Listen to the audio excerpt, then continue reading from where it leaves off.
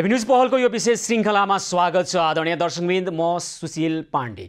काठमाडौँ उपत्यकामा कोरोना संक्रमणको जोखिमलाई न्यूनीकरण गर्नका निमित्त निषेधाज्ञा थप आउँदो असार 14 गतेसम्मको लागि निषेधाज्ञा थपिएको छ र सरकारले यस अगाडि नै अब स्मार्ट लकडाउन गर्ने बताउँदै आएको थियो र यतिखेर निजी सवारी साधनलाई जोर बिजोर र बार अनुसार पसल खोल्ने प्रावधान ल्याएर यो निषेधाज्ञालाई केही खुकुलो बनाएर 14 गतेसम्मको लागि थपिएको निषेधाज्ञामा के गर्न पाइन्छ, के गर्न पाइन्न, अथवा मानिसहरूको हिँडडुलको कुरा अथवा निजी सवारी साधनमा जोरबिजोरको कुरा गर्दाखेरि सार्वजनिक यातायातका लगायतका कुराहरू लगायत हवाईजहाज अथवा हवाई सेवाका कुरामा के कस्तो प्रावधान ल्याइयो, यस विषयमा हामी आधिकारिक धारणा बुझ्ने प्रयास गर्छौं। काठमाडौँ जिल्लाका प्रमुख जिल्ला अधिकारी कालीप्रसाद पराजुलीसँग प्रत्यक्ष कुराकानी गरेर अबको यो निषेधाज्ञामा के गर्न पाइन्छ, के गर्न पाइँदैन, कुन दिन कुन पसल खोल्ने अथवा कुन दिन कुन पसल खोल्ने र यो प्रावधानले कुनै बार तोकेर पसलहरू खोल्दा झन् त्यहाँ ग्राहकहरू अथवा उपभोक्ताहरूको भिड बढ्ने र त्यस भिडले कोरोना संक्रमणको जोखिम बढाउने हुन्छ भनेर विज्ञहरूले बताउँदै आएको अवस्थामा स्मार्ट लकडाउनको नाममा अहिले जुन खालको प्रावधान ल्याइएको छ यो कतिको स्मार्टली काम गर्ला अथवा यसले कोरोना संक्रमणको जोखिमलाई न्यूनीकरण गर्नका निमित्त सहयोग गर्ला कि नगर्ला, यस विषयमा हामी कुराकानी गर्छौं। र उता बीपी कोइराला स्वास्थ्य विज्ञान प्रतिष्ठान धरानमा यतिखेर चिकित्सकहरू कोरोना संक्रमितहरूको उपचारमा कटिबद्ध भएर लाग्नुपर्ने, तर उहाँहरू अहिले आन्दोलन गरिरहनु भएको छ। यो आन्दोलनको कारक के हो, के कारणले बीपी कोइराला स्वास्थ्य विज्ञान प्रतिष्ठान धरानका चिकित्सकहरू यतिखेर आन्दोलन गर्न बाध्य हुनुहुन्छ त? हामी बीपी कोइराला स्वास्थ्य विज्ञान प्रतिष्ठान धरानमा आन्दोलन गरिरहनुभएका आन्दोलनकर्मी सङ्घर्षरत चिकित्सकहरूसँग कुराकानी गर्छौँ। त्यसैगरी उपकुलपति प्राध्यापक डाक्टर ज्ञानेन्द्र गिरीसँग पनि कुराकानी गर्छौँ। र यतिखेर भने काठमाडौँ उपत्यकाको निषेधाज्ञा, थप गरिएको निषेधाज्ञा के हो, स्मार्ट लकडाउनै हो, यो विषयमा कुराकानी गर्नका निमित्त यतिखेर हामीसँग प्रत्यक्ष सम्पर्कमा हुनुहुन्छ काठमाडौँ जिल्लाका प्रमुख जिल्ला अधिकारी कालीप्रसाद पराजुली।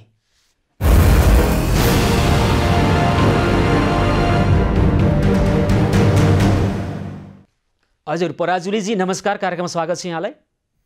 नमस्कार धन्यवाद। अब तपाईहरुले असार 14 गतेसम्मको लागि निषेधाज्ञा लगाउनु भएको छ। यो स्मार्ट लकडाउन पनि हुने हल्लाहरू थियो, यो स्मार्ट लकडाउन नै हो?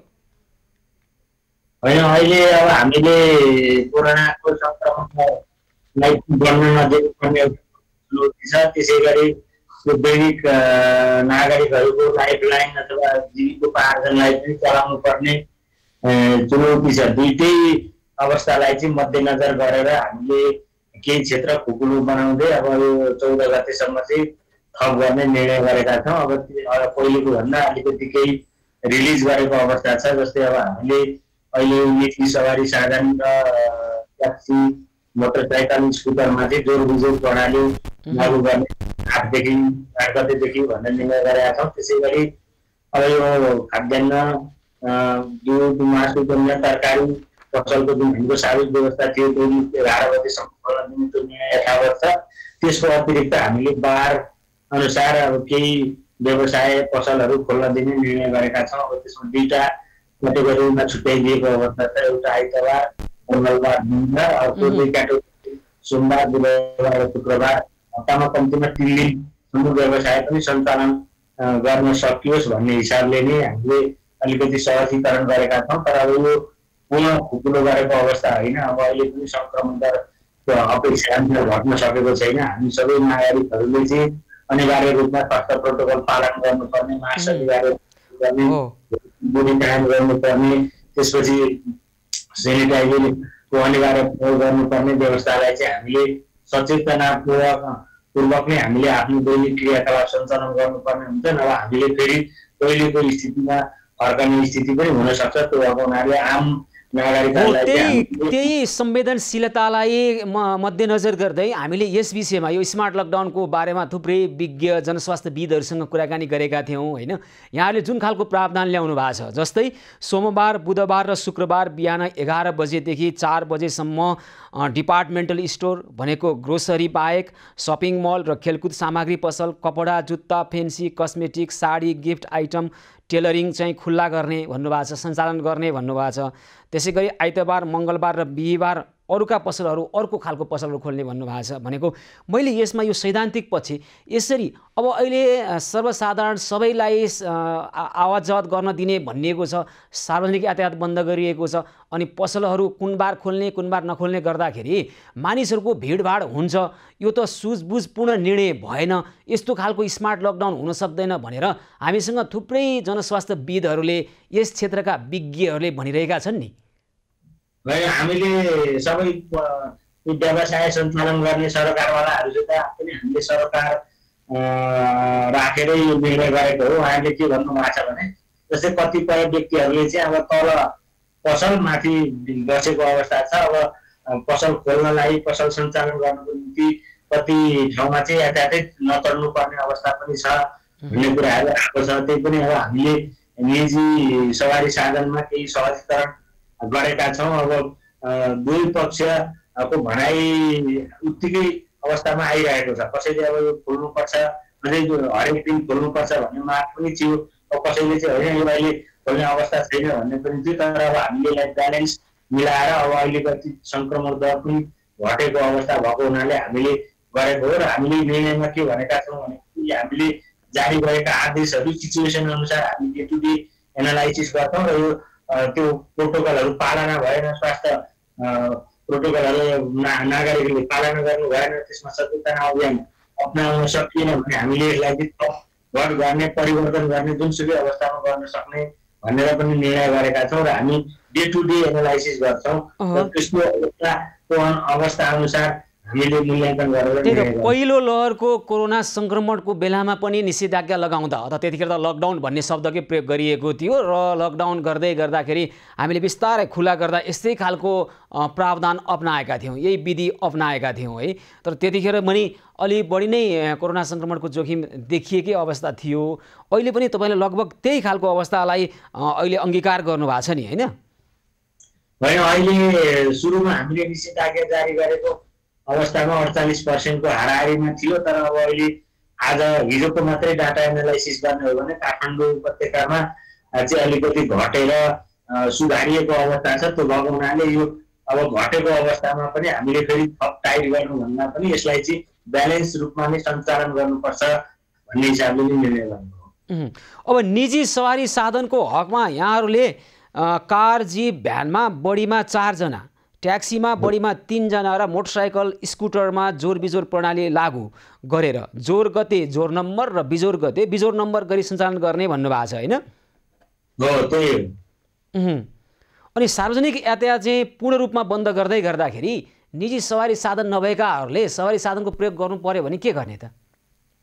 होइन, अब त्यस बारेमा पनि हामी सोचिरहेका छौँ। अब यो अर्को हप्ता चाहिँ अब हामीले यो संक्रमण दर कसरी जान्छ, अब अहिले यो एउटा बाध्यात्मक अवस्था पनि हो। हामीले क्रमशः एकैचोटि सबै क्षेत्र सबै सेक्टर चाहिँ खुल्ला गर्दा चाहिँ अब भोलि कोरोनाको संक्रमण दर हट्दै बढ्यो भने फेरि त्यसलाई कन्ट्रोल गर्न फेरि अब हामीले थप टाइट गर्नुपर्ने भएको हुनाले क्रमशः खोल्दै जाने यो नीति हो। अब यसमा चाहिँ अनिवार्य रूपमा अब अहिले अलिकति हामीले मोडालिटी पनि परिवर्तन गरेका छौँ। जस्तै अत्यावश्यक काम बाहेक घरबाट बाहिर ननिक्लिने भन्ने हाम्रो आदेश थियो हिजो भने अहिले चाहिँ घरबाट बाहिर निक्लिँदा आवश्यक काममा बाहिर निक्लिँदा अनिवार्य रूपमा मास्क लगाउने एउटा भौतिक दूरी कायम गर्ने भनेर निर्णय गरेका छौँ, अनुगमन पनि गर्छौँ। त्यो अनुसारको चाहिँ निर्णयहरू हामीले क्रमशः कार्यान्वयन गर्दै जाने हो। अब एकैचोटि सबै व्यक्तिहरूलाई महानुभावहरूलाई सहजता हुँदैन, तर अब क्रमशः यो संक्रमण दर घट्दै गयो भने हामी त्यसलाई चाहिँ पुनर्मूल्याङ्कन गर्ने निर्णय गर्ने हुन्छ। होइन, सार्वजनिक यातायातका व्यवसायीहरू के भनिरहेका छन् भने यसरी सार्वजनिक यातायात ठप्पै बन्द गर्दा एक त आम सर्वसाधारणलाई यसले मर्का पार्ने भयो, होइन? अर्को चाहिँ उहाँहरूको व्यवसाय चौपट भयो, गाडी कुहियो, खिया लाग्यो। अनि यहाँ अहिले चालक सहचालकहरू हामीलाई टेलिफोन गरिरहनु भएको छ, अहिले भोकभोकै बस्नु परेको बाध्यता छ उहाँहरूलाई है। हामी सकेसम्म त सहयोग गरिरहेका छौँ। अनि उहाँहरूलाई भोकभोकै राख्नुभयो, यहाँहरूले गाडी कुहियो, ब्याङ्कको कसरी तिर्ने ऋण भनेर गुनासो गर्नुहुन्छ हामीलाई। क्या यहाँहरूले त्यसबारेमा केही सोच्नु भएन? अब अहिले अब अर्को हप्ता उहाँहरूसित हामी बसेर छलफल गरेर कुन मोडालिटीमा जाने र अब कोरोनाको संक्रमण दर कसरी बढ्छ त्यो अनुसार हामी पुनः बसेर निर्णय गर्छौँ। अर्को हप्तादेखि चाहिँ सार्वजनिक यातायात पनि खोल्ने तयारी हो यहाँहरूको? अहिले अब हामी डे टु डे को डाटा एनालाइसिस गरेर स्वास्थ्य मन्त्रालयको समन्वयमा नै काम गरिराखेका छौँ। विज्ञहरूको सुझाव पनि लिएको अवस्था हो। आज पनि हाम्रो जिल्ला सङ्कट व्यवस्थापन केन्द्रको बैठक बसेको थियो, त्यहाँ डाक्टर साहबहरू पनि हुनुहुन्थ्यो। उहाँहरूको सुझाव सल्लाह अनुसार नै हामीले क्रमशः निर्णय गर्दै गएका हौँ। र अब खास गरी त अब भिडभाड हुने क्षेत्रलाई चाहिँ अब क्रमशः पछि नै खोल्ने भन्ने नीति अनुसार यो सार्वजनिक यातायात चाहिँ नखोलिएको। हवाई सेवाको हकमा के हो सिउडे साहब? हजुर, हवाई सेवाको हकमा चाहिँ के कस्तो व्यवस्था गर्नु भएको छ यहाँहरूले? अब आन्तरिक उडान त अब खुलेको अवस्था छैन। अब यो बाह्य उडानको हकमा अब श्रमिकहरूको हकमा अब मन्त्री परिषदले निर्णय गरेको छ, त्यो अनुसार फ्लाइटहरू सञ्चालन भइरहेको अवस्था। 14 गते राति 12 बजेपछि चाहिँ पूर्ण रूपमा खोलिने हो अथवा त्यो पछि निषेधाज्ञा हुँदैन? 14 गते अब हेरौँ न, यो अझै एक हप्ता बाँकी छ। अब सङ्क्रमणको कसरी सङ्क्रमणको अवस्था कस्तो रहन्छ त्यो अनुसार नै हामी सङ्क्रमणको अवस्था यस्तै अथवा अलिअलि मात्रै बढ्यो अथवा अलिअलि मात्रै घट्यो भने चाहिँ खोल्ने तपाईँहरूको तयारी हो कि के हो? अब यसमा सबै नागरिकहरूले हामीले गत फागुन महिनादेखि नै भन्दै आएको हो। अब हामी सबैले सचेतना अपनाउनुपर्छ, अनिवार्य रूपमा मास्क लगाउनुपर्छ, भौतिक दूरी कायम गरेर आफ्नो दैनिक क्रियाकलापहरू सञ्चालन गर्नुपर्छ भनेर हामीले अनुरोध गरेको हो। अब हाम्रो पालना कस्तो हुन्छ, कार्यान्वयन कस्तो हुन्छ त्यसमा भर पर्छ। अब हामी सबै नागरिक एउटा सचेत भएर स्वास्थ्य प्रोटोकल अनिवार्य रूपमा पालन गऱ्यौँ, सङ्क्रमण दर फैल्याउन चाहिँ अब यसमा सहयोग भएन होइन। यो हो भनेदेखि अब हामी सहजीकरण गर्दै जान्छौँ, तर अब यो बिचको कार्यान्वयनको अवस्था कस्तो हुन्छ त्यो अनुसार नै हामीले डिसिसन गर्नुपर्ने। हस्, यहाँलाई धेरै धेरै धन्यवाद। धन्यवाद। हस्, उहाँ हुनुहुन्थ्यो काठमाडौँका प्रमुख जिल्ला अधिकारी कालीप्रसाद पराजुली। यतिखेर सरकार अथवा काठमाडौँ उपत्यकामा जिल्ला प्रशासन कार्यालयले काठमाडौँले असार 14 गतेसम्मको लागि निषेधाज्ञा थप गरेको छ। तर यो निषेधाज्ञा केही खुकुलो बनाइएको छ। निजी सवारी साधनमा जोर बिजोर प्रणाली र बार अनुसार पसल खुल्ने खालको प्रावधान ल्याइएको छ र विशेष गरी सुन पसल, भाँडा, भान्साजन्य विद्युतीय घरायसी सामग्री, अटोमोबाइल सोरुम, अटोमोबाइल पार्ट्स पसल, इलेक्ट्रोनिक पसल, मोबाइल तथा कम्प्युटर पसल आइतबार खुलिनेछ। मङ्गलबार र बिहिबार बिहान 11 बजेदेखि अपराह्न 4 बजेसम्म सञ्चालन गर्ने भनिएको छ। त्यसैगरी निर्माणजन्य सामग्रीको पसल, हार्डवेयर पसल, बिजुलीका सामान, स्यानिटरी पसल, टायल, मार्बल, फर्निचर, कार्पेटिङ दैनिक बिहान 11 बजेदेखि अपराह्न 6 बजेसम्म सञ्चालन गर्ने। ठुलो परिमाणको ढुवानी राति मात्र गर्ने भनिएको छ। त्यसैगरी पसल सञ्चालन व्यवसाय सञ्चालन गर्दा 2 मिटरको भौतिक दूरी कायम गर्ने, अनिवार्य रूपमा स्यानिटाइजर व्यवस्थापन गर्ने, स्वास्थ्य मापदण्ड पालना गर्ने, तोके बमोजिमको जनस्वास्थ्यको मापदण्ड पालना नगर्ने पसल व्यवसायलाई तत्काल बन्द गर्ने पनि भनिएको छ। र सोमबार, बुधबार र शुक्रबार बिहान 11 बजेदेखि अपराह्न 4 बजेसम्म डिपार्टमेन्टल स्टोर, ग्रोसरी बाहेक भनिएको छ। सपिङ मल र खेलकुद सामग्री पसल, कपडा, जुत्ता, fancy, cosmetic, sari, gift item, tailoring चाहिँ सोमबार, बुधबार र शुक्रबार बिहान 11 बजेदेखि अपराह्न 4 बजेसम्म सञ्चालन गर्ने प्रावधान ल्याइएको छ। र निजी सवारी साधनको हकमा जोरबार अथवा जोरबार जोर चल्न दिने र बिजोर सवारी साधनको नम्बरको अन्तिम अङ्कको आधारमा जोरबार सवारी साधनलाई र बिजोर सवारी साधनलाई सञ्चालनको अनुमति दिने गरी स्मार्ट लकडाउन भनिएको छ। स्मार्ट लकडाउन भनेको हुन त अब ट्रेसिङ गर्ने, कन्ट्याक्ट ट्रेसिङ गर्ने, त्यसै गरी परीक्षणको दायरालाई अलि धेरै फराकिलो बनाउने र कोरोना सङ्क्रमणको जोखिमलाई न्यूनीकरण गर्नै पर्ने कामहरू चाहिँ कतिको गर्ने हो। यो यसमा त छैन के गर्ने हो भन्ने सम्बन्धित निकायले गर्दै गरेको होला भन्ने अपेक्षा हामी गर्दछौँ। र कोरोना सङ्क्रमणको जोखिमलाई न्यूनीकरण गर्नुको लागि गर्नै पर्ने काम चाहिँ निषेधाज्ञाको नाममा अथवा स्मार्ट लकडाउनको नाममा त्यसलाई नछाडियोस्। त्यो काम पनि निरन्तर रूपमा अझ प्रभावकारी रूपमा गर्नुपर्छ कोरोनामाथि विजय हासिल गर्ने हो भने। र यतिखेर भने जुन खालको बिस्तारै निषेधाज्ञालाई अलिक खुकुलो बनाउँदै गइएको छ, यसले 2 खालका सम्भावनाहरू। एकातर्फ अहिले अप्ठ्यारो परिस्थितिमा बाँचिरहेका व्यक्तिहरूलाई केही सहजीकरण हुन सक्ने अवस्था रहन्छ भने अर्कोतर्फ यसले कोरोनाको सङ्क्रमणलाई बढाउने पनि समस्या हुन सक्छ। कोरोना सङ्क्रमणको जोखिमलाई न्यूनीकरण गर्नका निमित्त तपाईँ हामीले अपनाइदिनु पर्ने जनस्वास्थ्यको मापदण्ड आफ्ना लागि पनि र अरूका लागि पनि त्यो अपनाउनु हुनेछ भन्ने हामी अपेक्षा गर्छौँ। र केही समय पछाडि यस्तो समय छ तर एउटा अस्पताल धरानको बिपी कोइराला स्वास्थ्य विज्ञान प्रतिष्ठान, त्यहाँका चिकित्सकहरू यतिखेर आन्दोलनमा छन् र अस्पताल व्यवस्थापन पक्ष के भन्छ अथवा अस्पतालले के कारणले त्यस्तो अवस्था सिर्जना गर्यो जहाँ चिकित्सकहरू अहिले आन्दोलन गर्न बाध्य छन्। यस विषयमा हामी केही समय पछाडि कुराकानी गर्छौँ। एबी न्युज पहल निरन्तर जारी रहनेछ, हामीसँगै रहनुहोला।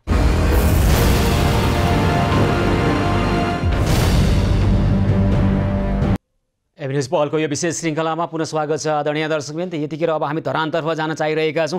धरानको बीपी कोइराला स्वास्थ्य विज्ञान प्रतिष्ठानमा यतिखेर चिकित्सकहरू आन्दोलन गरिरहेका छन्, सङ्घर्ष गरिरहेका छन्। सङ्घर्षका 11 बुँदे माग राखेर सङ्घर्ष भइरहेको छ। विशेष गरी भ्रष्टाचार विरुद्ध आवाज उठाउने चिकित्सकमाथि नै स्पष्टीकरण सोधियो, उपकुलपतिले सोधे, त्यसकारण आन्दोलन गर्नु पर्यो लगायतका उहाँहरूको तर्क छ। र यस्तो अवस्थामा चिकित्सकहरू किन आन्दोलनमा छन् र यो वातावरणको निर्माण किन गर्यो अस्पताल व्यवस्थापनले, यो विषयमा हामी कुराकानी गर्नका निमित्त यतिखेर हामीसँग हुनुहुन्छ बीपी कोइराला स्वास्थ्य विज्ञान प्रतिष्ठान धरानका अहिले आन्दोलन गरिरहनुभएका चिकित्सकहरूमध्ये सङ्घर्ष समितिका संयोजक डाक्टर एसपी रिमाल र हामी हजुर डाक्टर रिमाल नमस्कार, कार्यक्रममा स्वागत छ यहाँलाई। हजुर डाक्टर रिमाल, हामी यतिखेर हजुर नमस्कार यहाँहरू सबैजनालाई। विशेष गरेर हाम्रो यो आवाज यहाँहरूको यो माध्यमबाट सबै सरोकारवालाहरूसँग पुग्ने मौका राखिदिनु भएकोमा यहाँहरूलाई हामी धन्यवाद चाहन्छौँ। हजुर डाक्टर रिमाल, यहाँहरू अहिले आन्दोलनमा किन उभिनु भयो यहाँहरू? आन्दोलन खास अब मलाई यहाँ भन्न अलिकति लाज पनि लागिरहेछ। खास आन्दोलन गर्नुपर्ने त्यस्तो कुरा केही पनि छैन। सबै नियमित प्रक्रियाहरू छ, नियमित प्रक्रियाहरू रोकिएको छ। त्यही नियमित प्रक्रियाहरू नरोकियोस् भन्ने माग राखेर हामीले आन्दोलन गरिरहेका छौँ। अब यो नियमित प्रक्रियाहरू त नियमित ढङ्गबाटै अस्पताल व्यवस्थापनले गर्ला नि त, होइन? तर यहाँहरू के गरिरहनु भएको छ यतिखेर? हेर्नुहोस् त, कोरोनाको कारणले गर्दाखेरि तपाईँहरू अझ गम्भीर र संवेदनशील भएर आफ्नो काममा लाग्नुपर्ने अवस्थामा आन्दोलन गरिरहनु भएको छ। यो सुहाउँछ यहाँहरूलाई? बडा राम्रो कुरा सोध्नुभयो। आजको दिनसम्ममा हामी च्यापिरहेको चिजै त्यही हो। एकछिन डाक्टर रिमाल, यहाँको आवाज सुन्न सकिरहेको छैन। कुनै पनि काम आजको दिनसम्म हामीले छोडेका छैनौँ। विगत 2 वर्षदेखि हामीले एउटै कुरा पटक पटक उठाएका छौँ। तपाईँलाई हामीले प्रमाण स्वरूप दिइ पनि सक्यौँ। हामीलाई व्यवस्थापक पक्षले यो गर्छु त्यो गर्छु भनेर मौखिक आश्वासन त अनगिन्ती दिइसक्नुभयो। लिखित आश्वासन दिएको पत्र पनि मैले तपाईँहरूलाई दिइसकेँ। बढेको तलब दिनुपर्छ, गत वर्ष बढेको तलब दिनुपर्दछ भन्ने कुरा यो वर्षको आर्थिक वर्ष सकिन आँटिसक्यो, दिनुभएको छैन। गत वर्षकै जोखिम भत्ता दिनुभएको छैन। अहिले पनि हामी कोरोनामा ड्युटी गरिरहेछौँ, जोखिम भत्ता आउने छाँटकाँट छैन। विद्यार्थीका पठन पाठनका कुराहरू भइरहेका छैनन्। त्यसमा हुनुपर्ने चिजहरू धेरै सामानहरू छैन हामीसँग। प्रमोसन विगत 3 वर्षदेखि गर्छु भन्नुभएको छ उहाँहरूले, विगत 3 वर्षदेखि प्रमोसन भएको छैन। भनेको तपाईँले अहिले पनि विभिन्न सञ्चार माध्यममा आजको दिनमा तपाईँले हेर्नुहुन्छ भने जति पनि कुराहरू सञ्चार माध्यममा आएका छन् ती समाचारहरू तपाईँले अलिकति डेप्थमा जानुभयो भने कुनै पनि चिकित्सकको कारणले, कुनै पनि जुनियर रेजिडेन्टको कारणले अथवा कुनै पनि कर्मचारीको कारणले व्यतिथिमा आएको भन्ने देख्नुहुन्न तपाईँ। हामी डेप्थमै नगइकन प्रश्न सोध्छौँ यहाँलाई भन्ने लाग्छ? यो खालको मानसिकता नराख्नुहोस् है। हामी दुवै तर्फबाट हेरिरहेका छौँ, डेप्थमा राखिरहेका छौँ, डेप्थमै गएर कुरा राखिरहेका छौँ। यतिखेर तपाईँहरू के विषय उठाइरहनु भएको छ भने उपकुलपति जस्तो गरिमामय पदमा बसेको व्यक्तिले प्राध्यापक होइन तर प्राध्यापक लेख्नुभयो भन्ने विषय उठान गर्नुभएको छ है। तपाईँहरूले प्रश्न थुप्रै सोध्नु भएको छ, थुप्रै प्रश्नहरू छन्। यो प्रश्न राखेर उहाँहरूलाई उत्तर दिन लगाएर उहाँहरूलाई कार्यान्वयन गर्न लगाए हुन्थ्यो नि त। अब तपाईँहरू पनि त्यही अस्पतालमा काम गर्ने, अनि अस्पताल व्यवस्थापन र पदाधिकारीहरू पनि त्यही अस्पतालको लागि काम गर्ने, होइन? तपाईँहरूको यो साँडेको जुदाईमा बादशाहहरूको मिचाइ चाहिँ किन भन्ने प्रश्न हो के? अब यो प्रश्न गर्दा अर्को पक्षले नबुझेर गरे भन्ने, तपाईँहरूले नबुझेर गरे भन्ने मानसिकता चाहिँ नराख्नुहोस्। नेपाली मिडियाले नबुझी प्रश्न गर्दैन अथवा एभिन्यूज खबरले त झन् त्यस्तो गर्दैन। पहिला यो मानसिकताबाट हटाउनुहोस्, सबै बुझेरै प्रश्न राखे हो। यो आन्दोलनको त्यो औचित्य चाहिँ भन्नुहोस् न पहिला तपाईँले। हो, यही आन्दोलनको औचित्य भनिरहेछौँ। तपाईँले गरिरहेको काम, तपाईँले काम गरिसके पछाडि पाउनु पर्ने नियमित तलब पाउनुहुन्न। तपाईँले बढेको तलब दिन सक्नुहुन्न। तपाईँले जोखिम भत्ता दिन्छ, नेपाल सरकारले जोखिम भत्ता दिन्छु भनेर दिएको बजेट यहाँ दिइसकेको छ, त्यो हामीलाई रिलिज गर्नुहुन्न। अनि त्यो चाहिँ उहाँहरूले नगर्दै सामान्य कामको लागि आन्दोलन गर्नुपर्छ त भने? यो त आन्दोलनै नगरी तलब पाउनको लागि आन्दोलन गर्नुपर्ने, भत्ता पाउनको लागि आन्दोलन गर्नुपर्ने कस्तो खालको प्रतिष्ठान हो यो? यही प्रश्न हामी सोधिरहेछौँ। यो कहिलेसम्म हामीले यो बोझ बोक्नुपर्ने? कहिलेसम्म त्यो चिज नभए पनि तपाईँहरूले काम गर्दै जानुपर्छ भनेर तपाईँहरूले कहिलेसम्म भन्ने? हामीले आजको दिनसम्म कुनै पनि बिरामीलाई उपचार गर्नबाट छाडेका छैनौँ। आजको दिनसम्ममा हामी कोरोनाको उपचार गर्नलाई कहीँ छाडेका छैनौँ। आजको दिनमा कुनै पनि बिरामी यहाँ आउँदाखेरि उपचार भएको छैन भनेर तपाईँले सुन्नु भएको छैन होला। भनेपछि आन्दोलनसँगै यहाँहरू काम पनि गरिरहनु भएको छ? अफकोर्स हामीले काम छोडेको छैनौँ नि सर। ल सर एकैछिन है त, हामी तपाईँको बिपी कोइराला स्वास्थ्य विज्ञान प्रतिष्ठान धरानका उपकुलपति प्राध्यापक डाक्टर ज्ञानेन्द्र गिरीलाई यही प्रश्न राखिदिन्छौँ। तपाईँले उठाउनु भएको प्रश्न, तपाईँको चासोको विषय हामी उपकुलपति प्राध्यापक डाक्टर ज्ञानेन्द्र गिरीलाई राख्छौँ। उहाँसँग हामी टेलिफोन सम्पर्क गर्दैछौँ। र ल अनि रिमालजी, तपाईँको 11 बुँदे त मैले यहाँ पाएँ। तपाईँहरूले के भन्नुभएको छ भने डाक्टर ज्ञानेन्द्र गिरी, मैले भने प्राध्यापकै होइन भन्नुभएको छ नि त यहाँहरूले, हो? होइन, गलत भन्दै हुनुहुन्छ तपाईँ। तपाईँले के बुझ्नु पर्यो भने आजको दिनमा राष्ट्रिय स्तरका समाचारहरूले हाम्रो यस प्रतिष्ठानबाट पास भएर विभिन्न ठाउँमा बस्नुभएका जगतले पटक पटक उहाँ प्राध्यापक हो कि होइन भनेर प्रश्न उठाउनु भएको छ। त्यो प्रश्न के हो त, त्यसको बारेमा जानकारी दिनुहोस् र तपाईँहरूलाई नै हामी उत्तर दिनको लागि उहाँसँग डकुमेन्ट मागिरहेछौँ। हामीले आजको दिनमा उहाँ होइन भनेकै छैनौँ। यस्तो प्रतिष्ठानको उपकुलपति जस्तो मान्छेले त्यस्तो कुरामा नभएको कुरा पक्कै लेख्नु भएको छैन होला। उहाँसँग पक्कै पनि त्यो डकुमेन्ट छ। आजभन्दा 9 महिना अगाडि मागेको कुरा हामीसँग डकुमेन्ट छ। हामीले यहाँको रजिस्ट्रारलाई तपाईँले उहाँको कागजहरू दिनुहोस् भनेर मागेको छौँ, उहाँहरूले दिनुभएको छैन। राइट टु इन्फर्मेसन भन्ने कुरा हुँदैन। सो उहाँले त्यो दिने बित्तिकै हामी त्यो सबै तपाईँहरूले दिन्छौँ। फर्स्टमा तपाईँलाई सुशीलजीलाई भन्छौँ हामी कि सुशीलजी उहाँ प्राध्यापक हो, तपाईँले आजको दिनदेखि उहाँलाई प्राध्यापक भन्नुपर्छ भनेर भन्छौँ हामी। त्यो डकुमेन्ट त चाहियो नि त हामीलाई। जिम्मा तपाईँहरूले लिने कि उहाँ स्वयं आफै जिम्मेवार हो? अनि यो सामान्य नेपाल सरकारको सामान्य नेपालको नियम हो कि तपाईँ सार्वजनिक पद धारण गर्नुहुन्छ भने तपाईँको बैंकमा कति पैसा छ, श्रीमतीको बैंकमा कति पैसा छ, तपाईँका डिग्रीहरू के हुन्, आजको दिनमा कति पब्लिकेसन गर्नुभएको छ, यसको लागि माग गर्नुपर्ने कुनै कुरै छैन नि। ल एकैछिन, तपाईँकै अस्पतालको उपकुलपति प्राध्यापक डाक्टर ज्ञानेन्द्र गिरीको अहिले टेलिफोन अफ छ। अघि भर्खरसँग हामीसँग कुरा गर्छौँ, म तयारी छु भन्नुभएको थियो, अहिले टेलिफोन अफ गरेर बस्नु भएको छ। अब हामी रजिस्ट्रार प्राध्यापक डाक्टर मोहन चन्द्र रेग्मीलाई टेलिफोन गरौँ कृपया, हामी उहाँसँग कुराकानी गर्छौँ। तपाईँले उठाउनुभएका प्रश्नहरू हामी राख्छौँ। म बिपी कोइराला स्वास्थ्य विज्ञान प्रतिष्ठान धरानका रजिस्ट्रार प्राध्यापक डाक्टर मोहन चन्द्र रेग्मीसँग हामी कुराकानी गर्छौँ। ल भन्नुहोस् त, अनि तपाईँहरूले प्रश्न सोध्नु भएको छ नि त, तपाईँहरूले त केसम्म भन्नुभएको छ भने तपाईँले कहाँ कुन जर्नलमा शोधहरू निकाल्नुभयो होइन, अनि तपाईँले गरेका शैक्षिक उपलब्धिका प्रमाणपत्रहरू आफ्ना कर्मचारीलाई देखाउँदै हिँड्नुपर्ने अवस्था हो र भने धरानमा के हो कुरा? कर्मचारीको कुरै भएन सुशीलजी। तपाईँ यत्रो राष्ट्रिय मिडिया पत्रकार भएर उहाँको सामान्य जानकारी सबै जनताले पाउनुपर्छ भन्ने कुरामा तपाईँ किन कन्फ्युज भइराख्नु भएको छ? चारैजना पदाधिकारीहरूको डकुमेन्ट तपाईँले वेबसाइटमा राख्नुहोस् न, ताकि भोलि तपाईँ जस्तो कुनै पनि सार्वजनिक सञ्चार माध्यमले हामीलाई सोध्यो भने हामीले भन्न सकौँ न, तपाईँले फलानु वेबसाइटमा जानुहोस्, त्यहाँ तपाईँले पाइहाल्नुहुन्छ भन्न सक्छौँ। सुन्नुहोस् त, तपाईँको प्रश्न रजिस्ट्रार प्राध्यापक डाक्टर मोहन चन्द्र रेग्मीलाई राख्छु। हजुर रेग्मीजी नमस्कार, कार्यक्रममा स्वागत छ यहाँलाई। हजुर नमस्कार। हजुर रेग्मीजी हजुर नमस्कार, कार्यक्रममा स्वागत छ यहाँलाई। हजुर धन्यवाद। हजुर अनि तपाईँको यो अस्पतालमा के भएको? कोरोनाको यो कहर भोगिरहेका छन् नेपाली जनता, तपाईँहरू आन्दोलनमा जानको लागि डाक्टरहरूलाई बाध्य बनाइरहनु भएको छ। उहाँहरूले दैनिक रूपमा सामान्य अवस्थामा उपभोग गर्न पाउने कुराबाट वञ्चित गरिदिएर तलब नपाएका कारणले है अनि भत्ता नपाएका कारणले अहिले उहाँहरू आन्दोलनमा जानुपर्ने अवस्था, यो के खालको अवस्था सिर्जना गरे यहाँहरूले? यो अब स्वास्थ्यकर्मीहरूलाई कोरोना र कोरोनाको बेलामा उपचार गरेको नियमित तलब भत्ता सप्लाई गर्न नसकेको प्रतिष्ठानको मात्रै समस्या होइन, यो देशव्यापी समस्या हो। र यो प्रतिष्ठान जस्तै सबै संस्थाहरू, धेरै जसो संस्था सरकारले सञ्चालन खर्च दिँदैन र आफै कमाऊ र आफै सस्टेन गर भन्ने संस्थाहरू छन्। यी संस्थाहरूमा आर्थिक रूपमा समस्या आएका छन्। जस्तो अब हाम्रो अस्पताल यो कोरोनाको महामारी सुरु भएपछि 80-90 करोड जति डेफिसिटमा छ र त्यसले गर्दा यो बजेट व्यवस्थापन र उहाँहरूको यो जोखिम भत्ता र नियमित तलब सुविधामा समस्या आएकै हो। यसमा कुनै दुई मत छैन।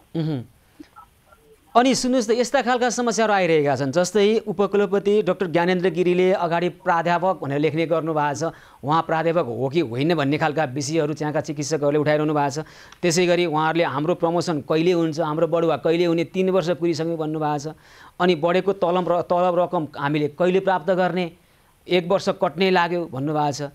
अनि शिक्षकहरूलाई दिने नियमित शिक्षक तालिम किन सुचारू गर्न नसकेको भन्नुभएको छ। यी लगायतका यस्ता मागहरू त यी सामान्य मागहरू हुन् नि त, तपाईँहरूको बिचमै छलफल गरेर चिकित्सकहरूलाई यो हदसम्म तपाईँहरूले बाध्य बनाउन नहुने हो नि त? यतिखेर आन्दोलनमा जानको लागि तपाईँहरूले बाध्य बनाएको जस्तो देखिन्छ, के हो कुरा? उहाँहरू अब आन्दोलनमा होमिनु भएको छ। यो आन्दोलनको अवस्था दुःखद कुरा हो, म स्वीकार्छु।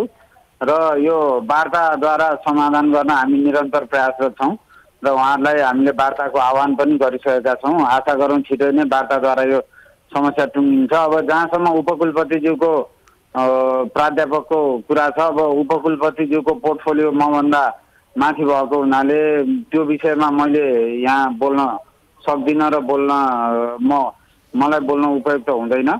र यो अब उपकुलपतिज्यूसँगकै उहाँकै उपस्थितिमा हुने वार्ताबाट हामी यो समस्या समाधान गर्छौँ। हामीले वार्ताको निरन्तर प्रयास गरिराखेका छौँ।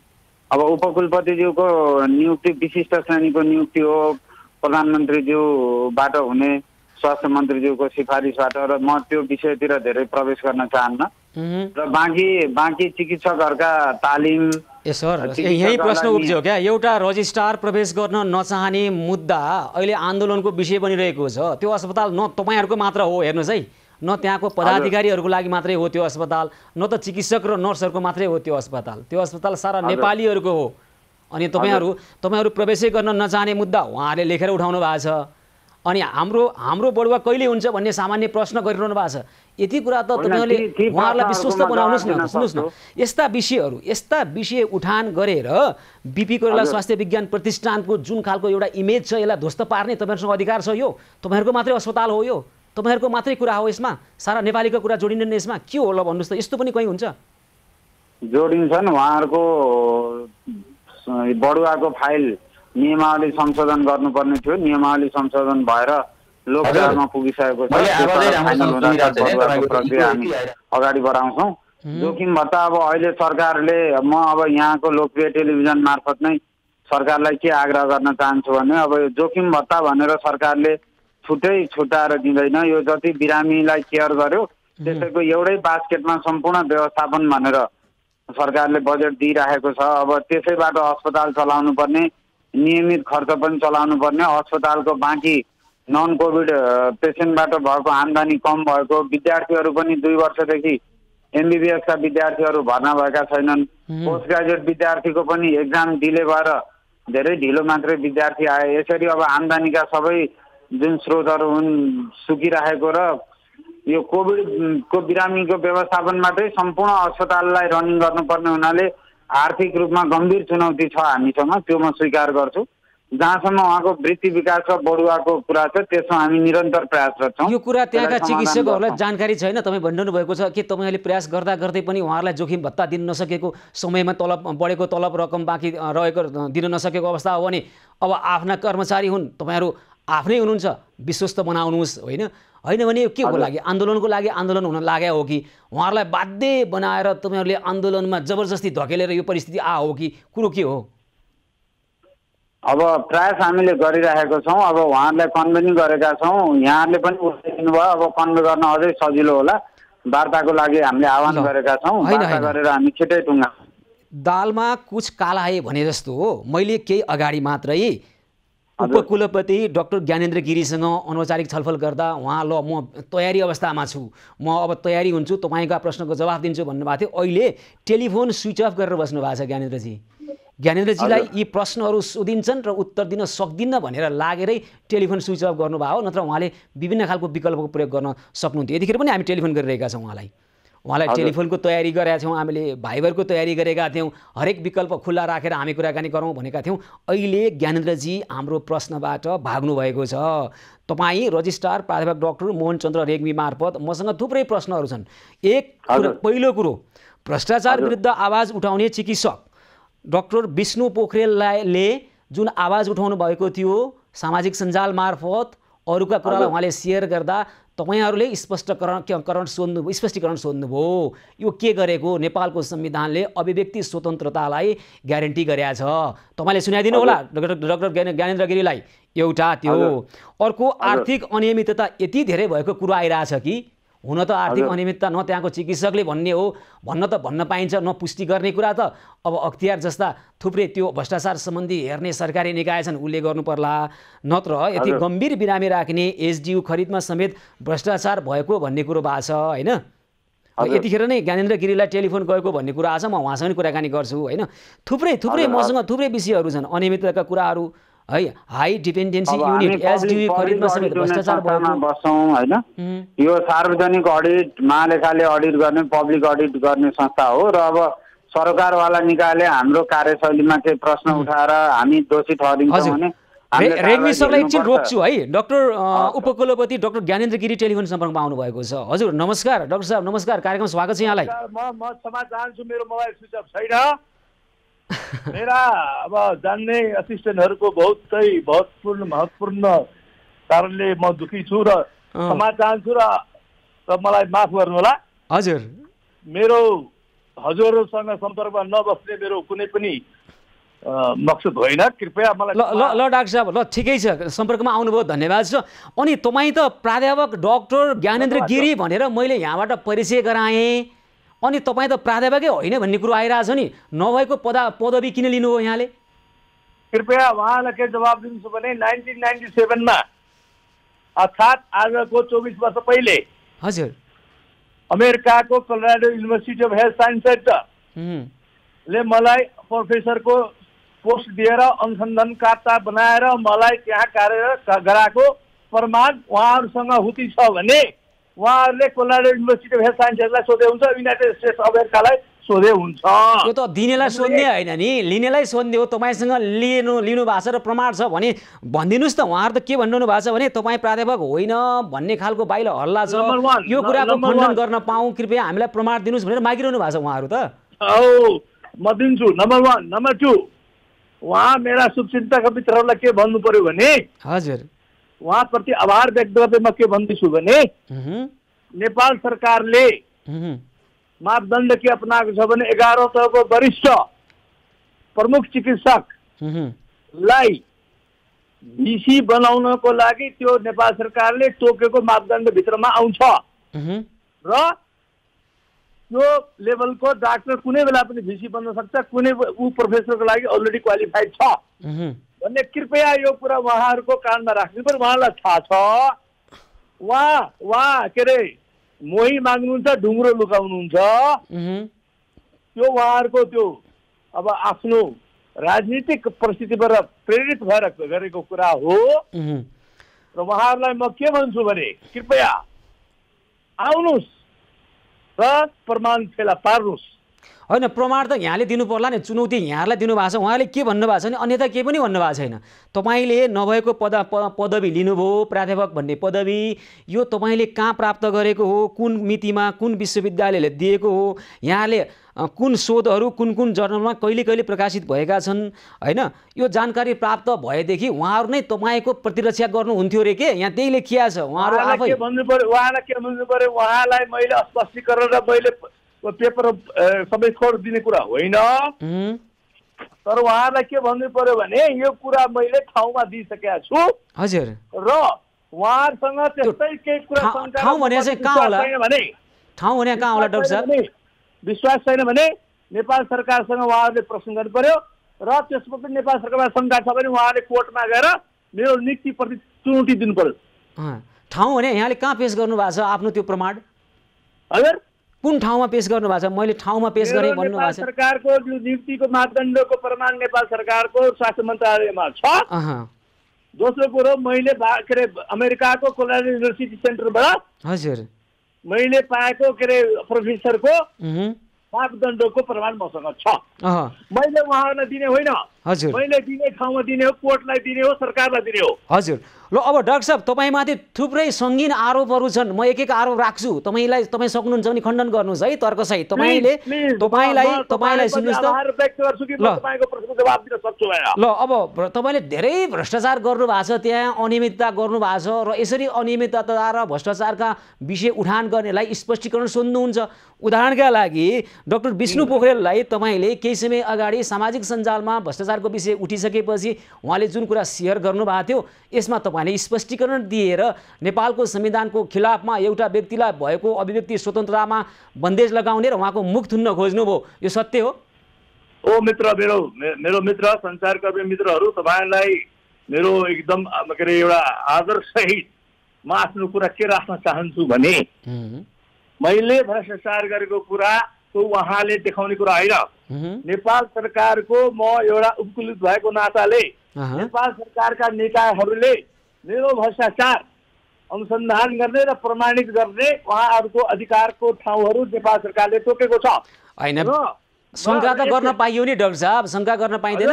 शङ्का त गर्न पाइन्छ नि, तपाईँमाथि एउटा सार्वजनिक पद धारण गरेको व्यक्तिमाथि शङ्का त गर्न पाइन्छ नि, गर्न पाइँदैन? शङ्का गर्न पाइन्छ, तर मेरो संस्थामा र हाम्रो संस्थामा हाम्रो टिमसँग नबुझिकन सामाजिक सञ्जालमा बिखै नखाएको बिखलाई बिख लाग्यो भनेर प्रश्न गरेर दुनियाँ के अरे अख्तियारलाई चिठी लेख्नेदेखि लिएर SMS गर्नेदेखि लिएर फोन गर्नेदेखि लिएर यो कानुनी अधिकार उहाँमा छैन। यो कुरो भनिदिनु पर्यो प्लिज। होइन, तपाईँको विरुद्धमा शङ्का गरेर अथवा अख्तियारले छानबिन गरोस् है भन्न पनि पाइँदैन?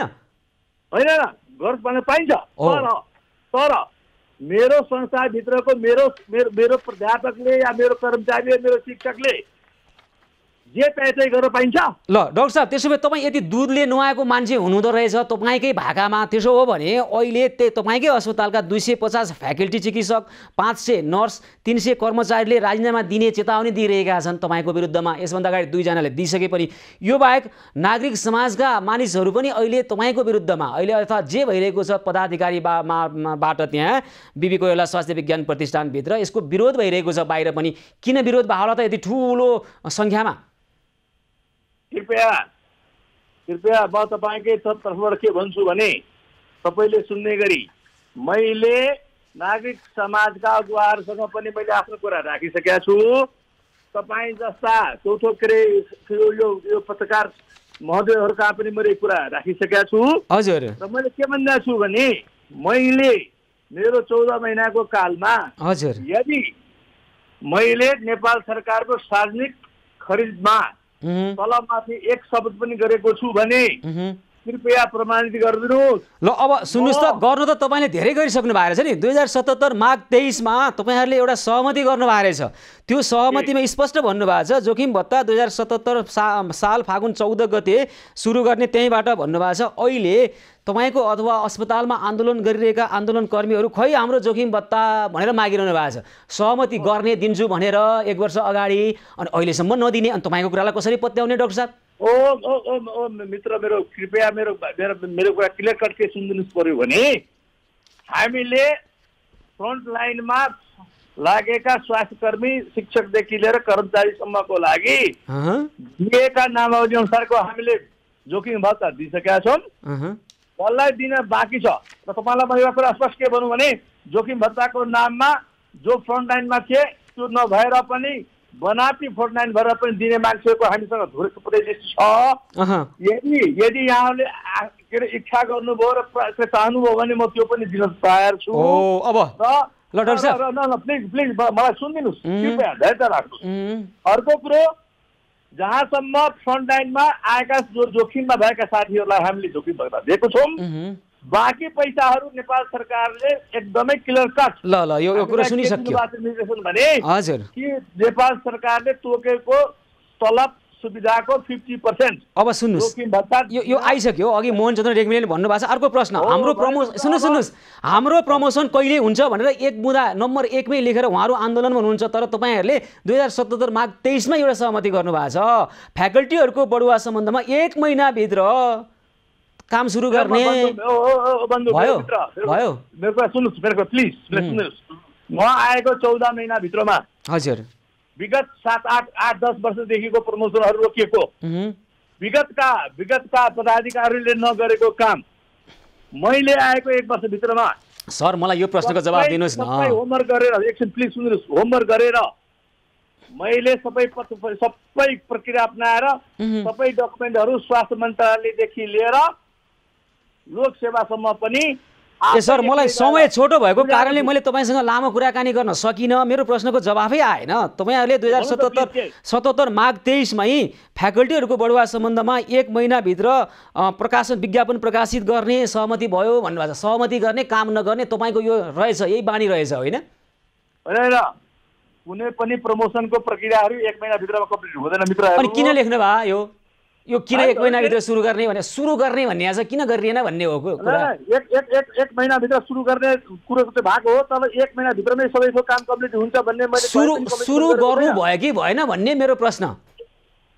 मैले गरेको छैन त्यस्तो कमिटमेन्ट। सुरु ल अब तपाईँको यो कमिटमेन्टमा पढेर तपाईँले हस्ताक्षर गर्नुभएको छ। यहाँ डा ज्ञानेन्द्र गिरी लेखेर हस्ताक्षर गर्नुभएको छ। 2077 माघ 23मा सहमति भएको छ। फ्याकल्टीहरूको बढुवा सम्बन्धमा 1 महिनाभित्र प्रमोसनको विज्ञापन प्रकाशित गर्ने सहमति कायम गरियो। 1 महिनाभित्र भनेको माघ 23बाट फागुन 23 भित्र गर्नुभयो यो काम। होइन, काम गर्दा गर्दै पनि कहिलेका ढिलो चाँडो त हुन्छ नि बन्धु। अनि यही स्वीकार्नुहोस् न त। नियत पो हेर्नुहोस् न तपाईँ। हजुर मैले अहिलेसम्म कति काम गरेको छु कि छुइनँ भनेर। हजुर हुन्छ ल, नियत खराब छैन, समय तलमाथि हुन्छ। डाक्टर गिरी बेलामा म नियुक्ति भएर आएको हो, हजुर साइन्टिफिक बेलामा काम गर्दैछु, तर पनि विगत 10औं वर्षदेखिको पेन्डिङ कामहरूलाई त मैले अगाडि बढाएको छु नि त मित्र। हजुर हजुर तपाईँले केही पनि काम गर्नु भएको छैन भन्ने पनि हाम्रो आरोप होइन, तर तपाईँले नगरेका कामको मैले फिहरस्ती तयार गरेर ल्याएको छु। थुप्रै प्रश्नहरू बाँकी नै छन्, समय अभावका कारणले आज यी प्रश्न राख्न सकिएन। डाक्टर गिरी हामी भोलि अथवा अर्को कुनै समयमा पनि यस सम्बन्धमा हामी प्रश्न राख्नेछौँ, तपाईँसँग बुझ्नेछौँ, यो विषयलाई यसै छाड्ने छैनौँ। अहिलेलाई यहाँलाई धेरै धेरै धन्यवाद। पेश गर्न तयार छु ल। हस् धेरै धन्यवाद। बिपी कोइराला स्वास्थ्य विज्ञान प्रतिष्ठान धरानका उपकुलपति डाक्टर ज्ञानेन्द्र गिरी यतिखेर हामीसँग कुराकानी गर्दै हुनुहुन्थ्यो र त्यहाँ अहिले चिकित्सकहरू आन्दोलनमा हुनुहुन्छ। हामीले एसपी रिमाल यतिखेर हामीसँग प्रत्यक्ष सम्पर्कमा हुनुहुन्छ। हजुर रिमालजी। सुशीलजी। हजुर यहाँले उठाउनुभएका विषयहरू र हामीले अनुसन्धानबाट निकालेका थुप्रै विषयहरू हामीले राख्ने प्रयास, समयको अभावको कारणले सबै विषयहरू त राख्न सकिएन र उहाँले पछि पनि म यसको प्रतिवाद गर्छु भन्नुभएको छ। यो विषयलाई हामी अहिले यसै छाड्ने छैनौँ र तपाईँहरू यतिखेर अब उहाँहरूसँग छलफलमा बसेर हामी टुङ्ग्याउन सक्छौँ भन्ने कुरा अहिले मोहनचन्द्र रेग्मीले पनि राख्नुभएको छ। यो विषयलाई हामी पछि पनि फलोअप गर्छौँ र यहाँहरूले आन्दोलनसहित कामलाई पनि आफ्नो व्यावसायिक कर्मलाई पनि निरन्तरता दिइरहनु भएको कुरा गर्नुभएको छ र अब आन्दोलनभन्दा पनि यति कामतिर ध्यान दिनुपर्ने अवस्था छ र यहाँले उठाएका जायज मागलाई हामी पनि सम्बोधन गर्नका निमित्त सम्बन्धित आकर्षण गराउँछौँ। अहिलेलाई धेरै धन्यवाद। हजुर तपाईँले हामीलाई हाम्रो कुरा राख्नै दिनु भएन सर। तपाईँको कुरा मैले सबै उहाँलाई राखेँ।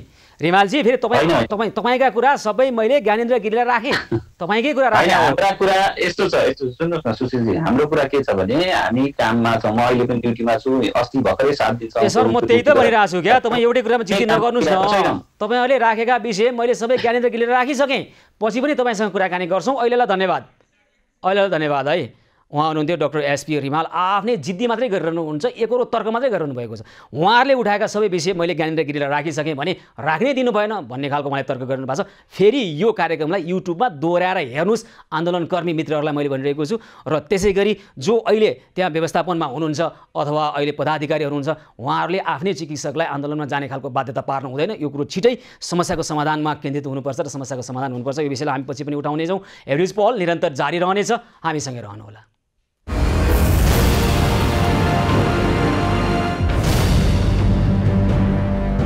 एभिन्युज पहलको यो विशेष श्रृङ्खलामा पुनः स्वागत छ। आदरणीय दर्शकवृन्द, यतिखेर कोरोना संक्रमणको जोखिमलाई न्यूनीकरण गर्नका निमित्त लगाइएको निषेधाज्ञाका कारणले विभिन्न समस्याहरू आएका छन्। ती समस्या समाधान गर्नका निमित्त हाम्रा सहयोगी मन र सहयोगी हातहरू अहिले पनि सक्रिय रूपमा काम गरिरहनु भएको छ। यतिखेर एभिन्युज पहलबाट प्रभावित काठमाडौँ टेकु निवासी छत्रसिंह जैन चोरडिया र उहाँको परिवार आफैले समन्वय गरी सिन्धुपाल्चोकको बाढी पहिरो पीडितहरूको लागि 21,000 बराबरको सहयोग गर्नुभएको जानकारी आएको छ।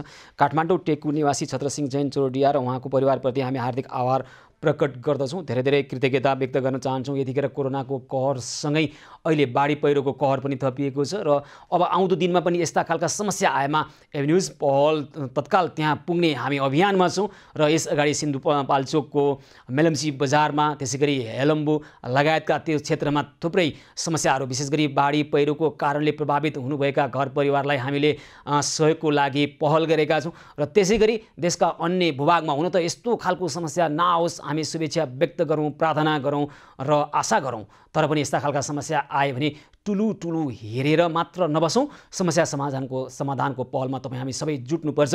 देशको एउटा कुनामा भएका कुनै पनि समस्यालाई समाधान गर्नका निमित्त अन्य कुनाका मानिसहरू पनि जुट्नुपर्छ र ती समस्या समाधान गर्नका निमित्त तपाईँ हामी सबै लाग्नुपर्छ।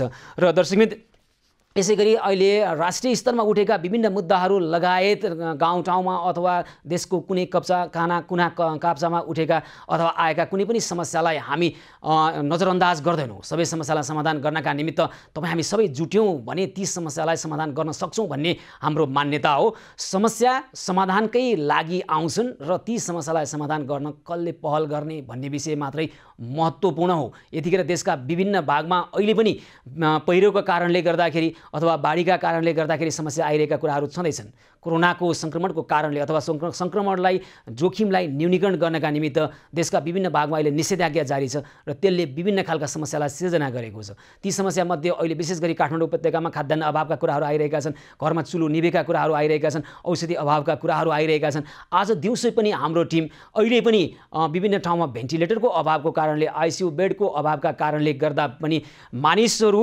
आफ्ना समस्याहरू कहीँ राख्ने ठाउँ नपाएर हामीलाई टेलिफोन गरिरहनु भएको छ र सकेसम्म हामीले ती समस्यालाई समाधान गर्ने प्रयास गरिरहेका छौँ र ती प्रयासहरू सफल पनि भइरहेका छन्। र दर्शकवृन्द, यतिखेर पनि हामीलाई थुप्रै दर्शकहरूले टेलिफोन मार्फत आफ्ना समस्याहरू राखिरहनु भएको छ। यतिखेर पनि कोही दर्शक टेलिफोन सम्पर्कमा आइसक्नु भएको छ, हामी उहाँसँग कुराकानी गर्छौँ। हजुर नमस्कार, निशा बस्नेत आउनुभएको छ टेलिफोन सम्पर्कमा भन्ने खबर मैले पाएको छु। हजुर निशाजी नमस्कार। हजुर नमस्कार सर। नमस्कार हजुर। पहिला होटेलमा काम गर्थेँ, अहिले होटेल पनि बन्द भयो अनि खाद्यान्न थिएन नि, हजुरलाई सम्झेको। ए यहाँ कहाँ बस्नुहुन्छ? कपन यो आकाशे धारापट्टि, आकाशे धारा। हस् कपन आकाशे धारामा। तपाईँ कतिजना हुनुहुन्छ घरमा? 4 जना। साना बालबालिका कोही छन्? छैन सर, ठुल्ठुलै छन्। ए हुन्छ ल, तपाईँलाई खाद्यान्न ल्याउनु पर्यो हो? हजुर हुन्छ, हामी भोलि खाद्यान्न ल्याउँछौँ यहाँको घरमा, चिन्ता नगर्नु होला है त निशाजी। हस् धेरै धन्यवाद छ। नमस्कार। हस् धेरै धन्यवाद छ। हाम्रा सहयोगी हातहरू, हाम्रा सहयोगी मनहरू अहिले विशेष गरी काठमाडौँ उपत्यकामा खाद्यान्न अभावका समस्याहरू आइरहेका छन्। जहाँ जस्तो समस्या आउँछन् त्यहाँ त्यस्तै ढङ्गबाट समस्या समाधानको पहललाई हामी प्राथमिकतामा राख्छौँ र यसका लागि हाम्रा देशभर छरिएर रहनुभएका संवाददाताहरू, त्यसै गरी हाम्रा सहयोगी हातहरू अहिले पनि सक्रिय रूपमा काम गरिरहनु भएको छ। कोरोना सङ्क्रमणको जोखिम त सङ्ख्यात्मक हिसाबले केही कम भयो कि जस्तो देखिन्छ, तर जोखिम उस्तै छ। एकजना व्यक्तिलाई मात्रै बाँकी रहेमा पनि सर्न सक्ने सम्भावना पछिसम्म रहिरहन्छ। त्यसकारण अहिले खोप ल्याएर छिटोभन्दा छिटो नेपाली जनतालाई खोप दिनुपर्ने आवश्यकता छ। तर यसभन्दा अगाडि नै पहिलो डोजको खोप लगाएका व्यक्तिहरूले अझै पनि दोस्रो डोजको खोप लगाउन नपाइरहेको परिस्थिति छ र उहाँहरूले जुन समय सीमाभित्र पहिलो डोजको खोप लगाइसकेपछि दोस्रो डोजको खोप लगाउनु पर्थ्यो, त्यो समय सीमा नागिसकेको परिस्थितिमा अब के हुने हो भन्ने खालको चिन्ता उहाँहरूलाई छ। तर सम्बन्धित निकायलाई कुनै पनि चिन्ता छैन। पहुँचको आधारमा अहिले पनि खोप लगाउने काम भइरहेका खबरहरू आइरहेका छन् र पहुँचवालाले लगाइसके अरू जनताको के वास्ता गर्ने, यही खालको मानसिकता देखिन्छ। सम्बन्धित निकाय यही खालको मानसिकता धारण गरेर बसिरहेको छ र हामी प्रश्न गरिरहेका छौँ के खालको अवस्था हो, खोप ल्याउनको लागि के कस्तो तयारी भइरहेको छ। निषेधाज्ञा लगाउने अनि अर्को स्मार्ट निषेधाज्ञा भन्ने अनि लकडाउन भन्ने होइन, लुज लकडाउन भन्ने यस्ता खालका शब्दजालमा यस्तो भ्रममा पारेर होइन कि अहिले साँच्चै मानिसलाई अप्ठ्यारो परेको छ भने ठाउँमा अप्ठ्यारो परेको ठाउँमा सम्बन्धित निकायले सहयोगको लागि वातावरण तयार गर्नुपर्छ र यी समस्यालाई अर्काको समस्या अथवा जनताको समस्या भनेर मात्रै जुन खालको नजरअन्दाज गर्ने खालको समस्या सम्बन्धित निकायमा देखिएको छ। यो कोरोना महामारी भन्दा पनि डरलाग्दो महामारी हो। यो डरलाग्दो महामारीलाई पनि जित्नु छ। तपाईँ हामी सबैले प्रश्न गर्नु छ र समस्या समाधानको पहलमा पनि जुट्नु छ। एभन्युज पहलमा यी र यस्तै खालका समस्या लिएर पुनः आउने नै छौँ। एभन्युज पहल निरन्तर जारी रहनेछ, हामीसँगै रहनुहोला।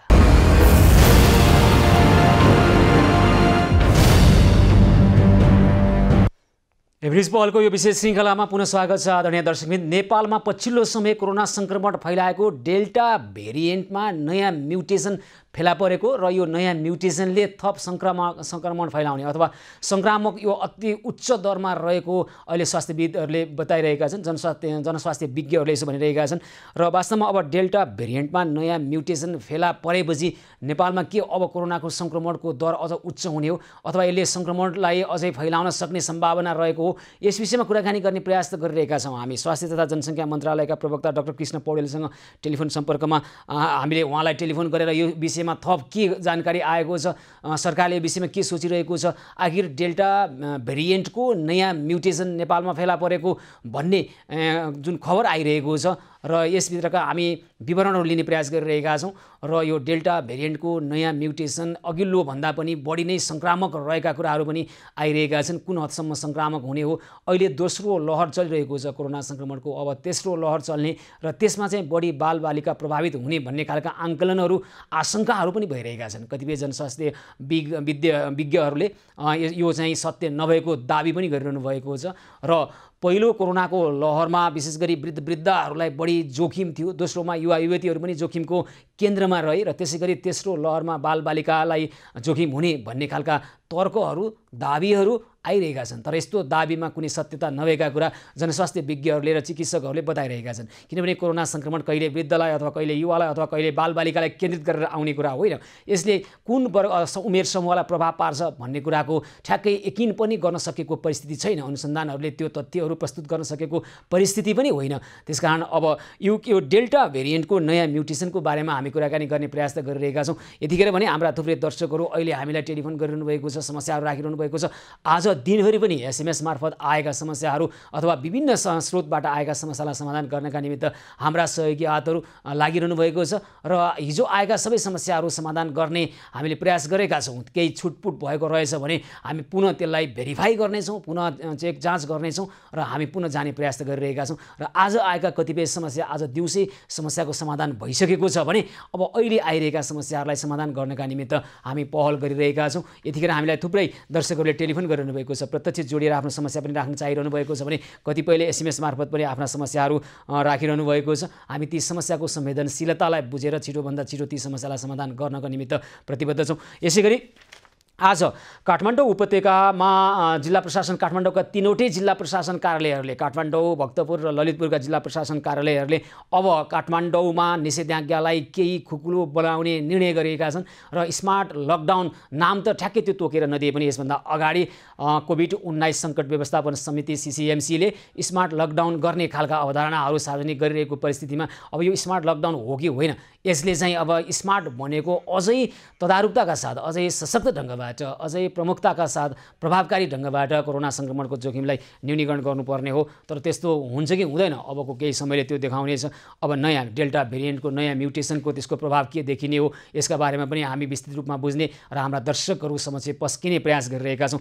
यतिखेर नै कोही दर्शक टेलिफोन सम्पर्कमा आइसक्नु भएको छ, मोहम्मद चाँद अब आउनुभएको छ बाङ्गीमुढाबाट। मोहम्मद चाँद, हामी उहाँसँग कुराकानी गर्छौँ। हजुर मोहम्मदजी नमस्कार, कार्यक्रममा स्वागत छ यहाँलाई। नमस्ते सर। हजुरलाई भन्नुहोस् त के छ यहाँको कुरा?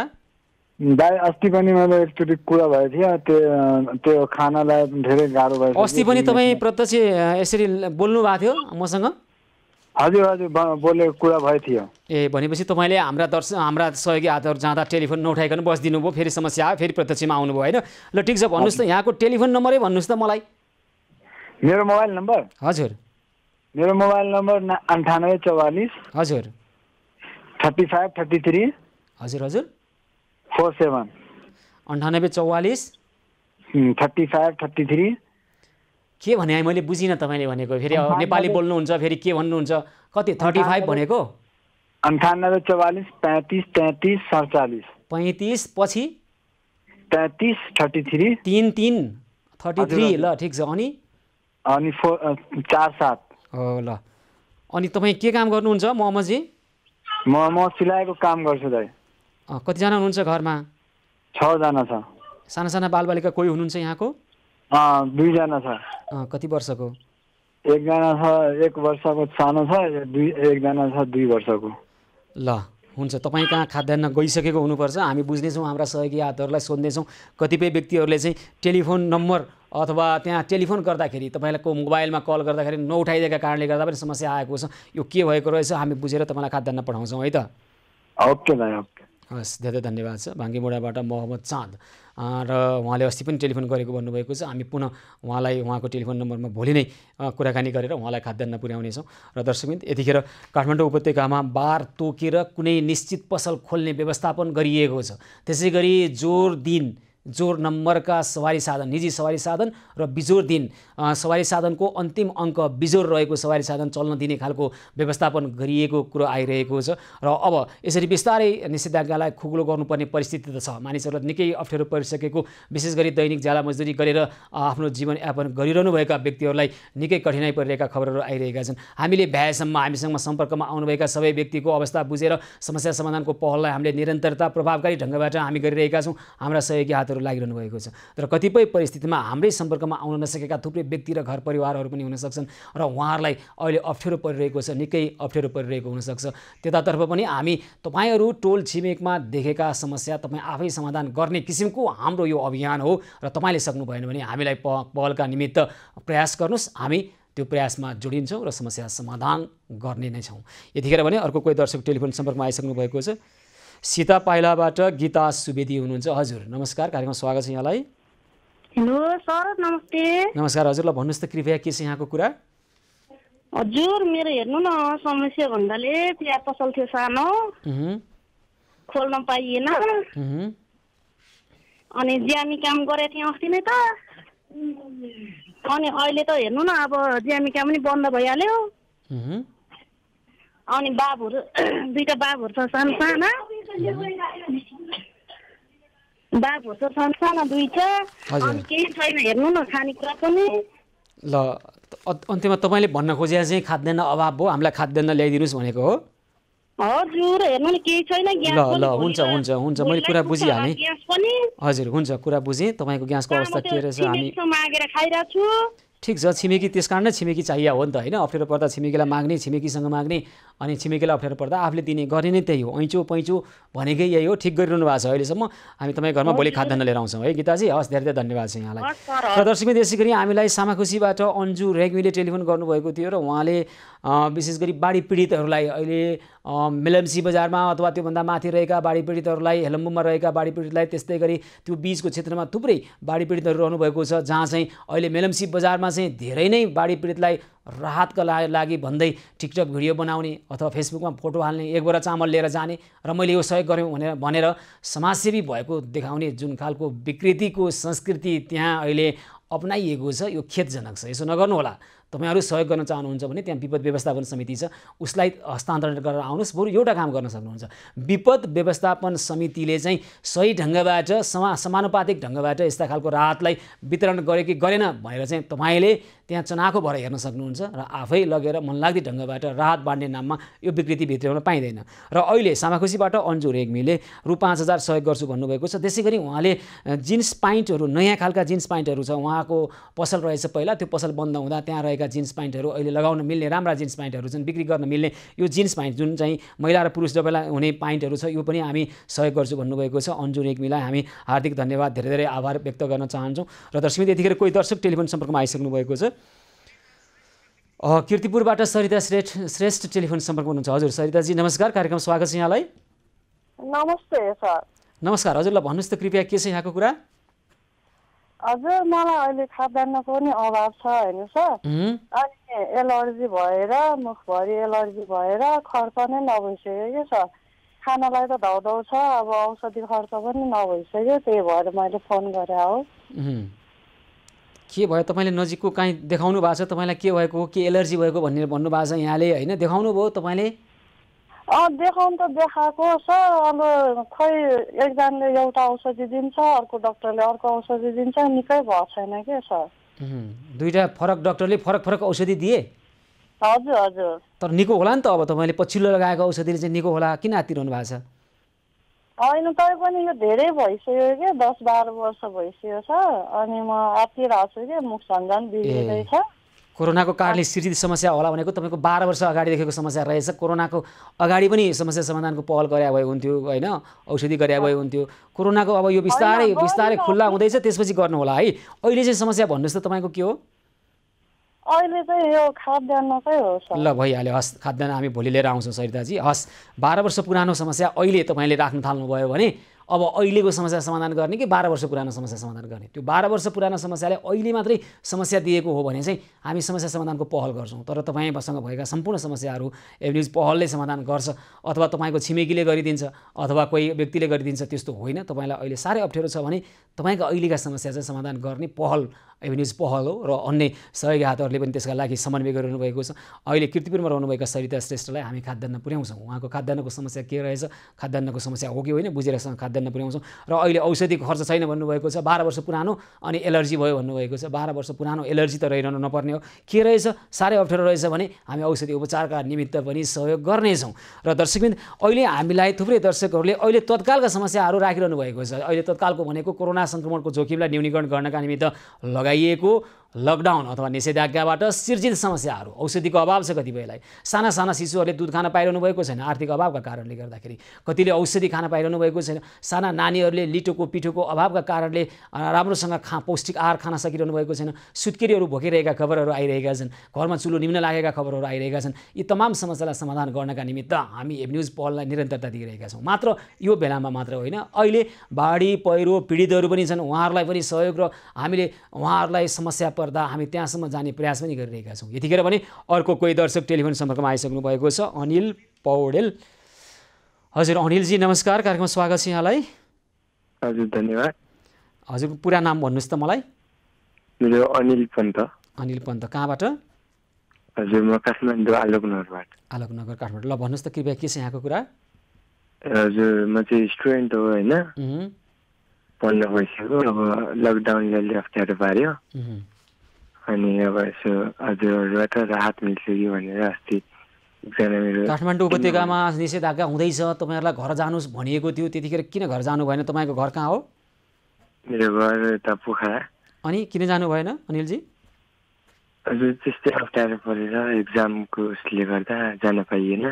त्यतिखेर त परीक्षाहरू पनि त सरेका थिए, रद्द भएका थिए। पोखरा कुन ठाउँ बस्नुहुन्छ यहाँ? म पोखरा उता हाम्रो चाहिँ पृथ्वी चोकबाट भित्र जानुपर्छ। पृथ्वी चोकबाट भित्र। र अहिले चाहिँ के सहयोग गर्नु पर्यो हामीले भन्नुहोस् त? हजुर त अस्ति एकजना मेरो अङ्कलले एकदम मेरो पिता बुझेर नाम लेखाइदिनु भएको थियो, राहत आउँछ भनेर उहाँले भन्नुभएको थियो। अनि त्यसकै लागि तपाईँलाई कुन ठाउँमा फोन गरे के गरे थाहा छैन, कोही मान्छेले राहत आउँछ भन्यो अनि तपाईँले टेलिफोन गरिदिनु भयो हो? कहाँ फोन गरिरहनु भएको छ तपाईँलाई थाहा छ अनिलजी? हजुर कहाँ कोसँग कहाँ कुराकानी गरिरहनु भएको छ थाहा छ तपाईँलाई? केही पनि थाहा छैन। हस् धेरै धेरै धन्यवाद छ। हावाको र हचुवाको भरमा टेलिफोन नगर्नु होला। विद्यार्थी हुनुहुन्छ, मजाले मस्तले सुतेर उठेर बोले जस्तो आवाज छ। तपाईँलाई कुनै समस्या पऱ्यो जस्तो लाग्दैन, तर पनि हामी बुझ्छौँ तपाईँलाई कुनै समस्या रहेछ भने हामी त्यो समस्याको समाधान गर्छौँ। कहाँ फोन गरे पनि थाहा छैन, केही पनि थाहा छैन। कुनै व्यक्तिले काहीँ टेलिफोन नम्बर दियो अनि फोन गरिरहनु भएको छ भने चाहिँ यस्तो तपाईँले कतिजनासँग सङ्कलन गर्नुभएको होला, कामै तपाईँको राहत दिन्छ अरे भनेपछि राहत सङ्कलन गर्ने। यो कुनै राहत प्याकेज होइन। हामी तपाईँ जस्ता मान्छेलाई भनिरहेका छौँ, हामी हाम्रा सहयोगी हातहरू अहिले कोरोना सङ्क्रमणको जोखिम मोलेर उहाँहरू कुदिरहनु भएको छ, हिँडिरहनु भएको छ। किन भन्दा कसैको चुलो निभ्दैछ, भोकै पर्दैछन् मान्छेलाई, मान्छेहरू भोकै पर्दैछन्। भोक कस्तो हुन्छ भन्ने कुरा मान्छे भएपछि बुझ्नुपर्छ। के भोकै रहेका व्यक्तिले बुझ्छ र हामी पशु त होइनौँ, उन्नत मान्छे हौँ। त्यस कारण अर्काको भोकलाई आफू भोकै नपरेका व्यक्तिले पनि बुझ्न सक्ने सामर्थ्य हुनुपर्छ, त्यो चेतना हुनुपर्छ, त्यो भावना हुनुपर्छ। त्यस कारण भोकै परेका व्यक्तिहरूलाई सहयोग गर्ने सामान्य एउटा अभियान हो। यतिखेर भने अर्को कोही दर्शक हुनुहुन्छ कपनबाट, सरिता विक। हजुर सरिताजी नमस्कार। नमस्कार सर। ल भन्नुहोस् त कृपया के छ यहाँको कुरा? मलाई अलिकति समस्या भयो। मेरो श्रीमान बिरामी भएको धेरै दिन भइसक्यो अनि कामहरू पनि मैले अब बाहिर काममा पनि जान पाइनँ, त्यति जान सक्ने ज्यान त अलि पनि छैन। अहिले उमेर पनि गइसकेको छ, अब 40-42 वर्ष भइसक्यो। ज्यामी काम गर्न पनि अलिक गाह्रो छ। श्रीमान बिरामी भएको धेरै भइसक्यो अनि उपचार गर्न पनि सम्भव भएन। अनि खानेकुरा के हो यहाँको श्रीमानलाई के भयो? अब खानेकुरा खाद्यान्न त हामी ल्याउँछौँ, तपाईँको श्रीमानलाई के अहिले नै उपचारको खाँचो हो? उपचार गर्नलाई मलाई धेरै के भएको छ उहाँलाई अहिले? उहाँलाई पहिला पनि 15-20 दिनसम्मै ज्वरो आउने अनि एकदम उठेर हिँड्न नसक्ने धेरै गाह्रो भयो। त्यसपछि 2-4 दिन अलि ठिक हुनुभयो अनि फेरि अहिले 2-3 दिन भइसक्यो फेरि पनि ज्वरो आएर खाना खान पनि सक्नुहुन्न, उठेर नि हिँड्न सक्नुहुन्न। एकछिनमा पसिना आउँछ, एकछिनमै ज्वरो आउँछ अनि यस्तो भइरहेछ सर। अनि मलाई त एकदम डर लागिरहेछ। अनि तपाईँले अस्पताल लानु भएको छैन उहाँलाई? मैले हस्पिटल त लगिनँ, मेडिकलबाट चाहिँ त्यो सिटामलहरू लिएर चाहिँ खानिदिइरहेको छु। हस्पिटल चाहिँ लगिनँ। अरू के समस्या देखिया छ? ज्वरो आउने बाहेक अरू समस्या जस्तै कोरोनाको अहिलेको त सङ्क्रमणको अवस्था छ, उहाँलाई त्यो भएको पनि हुनसक्छ। यसमा के तपाईँले नजिकको कुनै उसबाट मेडिकलबाट यस्तो खालको शङ्का गरेको पाउनुभयो कि अथवा त्यो होइन भन्ने कि के भयो भन्नुहोस् त? अरू लक्षणहरू के छन्? अरू लक्षणहरू चाहिँ केही पनि छैन। अनि अहिले चाहिँ जताउन लाँदाखेरि चाहिँ के भन्नुभयो भने त्यो धेरै कमजोरको कारणले, अब जस्तै अब पौष्टिक आहारहरू नपुगेर कमजोरको कारणले यस्तो भएको हो, डराउनु पर्दैन, यो सिटामलले ठिक हुन्छ भनेर भन्नुभयो। अनि त्यही ल्याएर खुवाइरहेको छु सर अहिले। अनि ठिक हुँदैछ अहिले? अहिले चाहिँ अब आज चाहिँ ज्वरो आएको छैन। अब अलिअलि जाउलोहरू खानुभयो अनि तातो पानीहरू खुवाइरहेको छु। ल ठिक छ। अब अलिअलि उठेर बस्ने हुनुभयो आज चाहिँ। हुन्छ, थप केही लक्षण देखियो र समस्या भयो भने हामीलाई कुनै थप टेलिफोन गर्नु होला छिटै, तुरुन्तै हामी समन्वय गर्छौँ र तपाईँको श्रीमानलाई अस्पतालसम्म लैजान्छौँ। र अहिले चाहिँ तपाईँ घरमा खाद्यान्न अभाव भन्नुभएको छ, हामी भोलि खाद्यान्न लिएर आउँछौँ है सरिताजी? हस्, धेरै धन्यवाद छ। कपनबाट सरिता विक, उहाँको श्रीमान पनि बिरामी हुनुहुँदो रहेछ। अहिले केही सुध्रिएको अवस्था छ भन्नुभएको छ। यदि समस्या जटिल भयो अथवा कुनै अन्य लक्षणहरू देखियो भने उहाँलाई अस्पतालसम्म पुर्याउनेछौँ र उहाँको घरमा हामी खाद्यान्न भोलि पुर्याउनेछौँ। दर्शक त्यसै गरी हाम्रा सहयोगी हातहरू, सहयोगी मनहरूले सहयोग गर्ने पनि अहिले सहयोग गरिरहनु भएको छ। यसै सिलसिलामा ललितपुर इमाडोल निवासी मनोज भट्टराई, छोराहरू रोहन भट्टराई र क्षितिज भट्टराईबाट एभिन्युज पहल मार्फत बाढी पहिरो पीडितहरूको सेवाका लागि 30,000 बराबरको सहयोग गर्नुभएको जानकारी आएको छ। ललितपुर इमाडोल निवासी मनोज भट्टराई र परिवारप्रति हामी हार्दिक आभार प्रकट गर्न चाहन्छौँ। यहाँहरू जस्तै सहयोगी हातहरूले अहिले समस्यामा परेका व्यक्तिहरूलाई सहयोग पुर्याउनको लागि पहल गरिरहनु भएको छ। यसका लागि धेरै धेरै कृतज्ञता व्यक्त गर्न चाहन्छौँ। र यतिखेर हामी दर्शकहरूको टेलिफोन लिइरहेका छौँ र उहाँहरूको समस्याको संवेदनशीलतालाई बुझेर समस्या समाधानको पहलमा लागिरहेका छौँ। एबी न्युज पहल निरन्तर जारी रहनेछ, हामीसँगै रहनुहोला।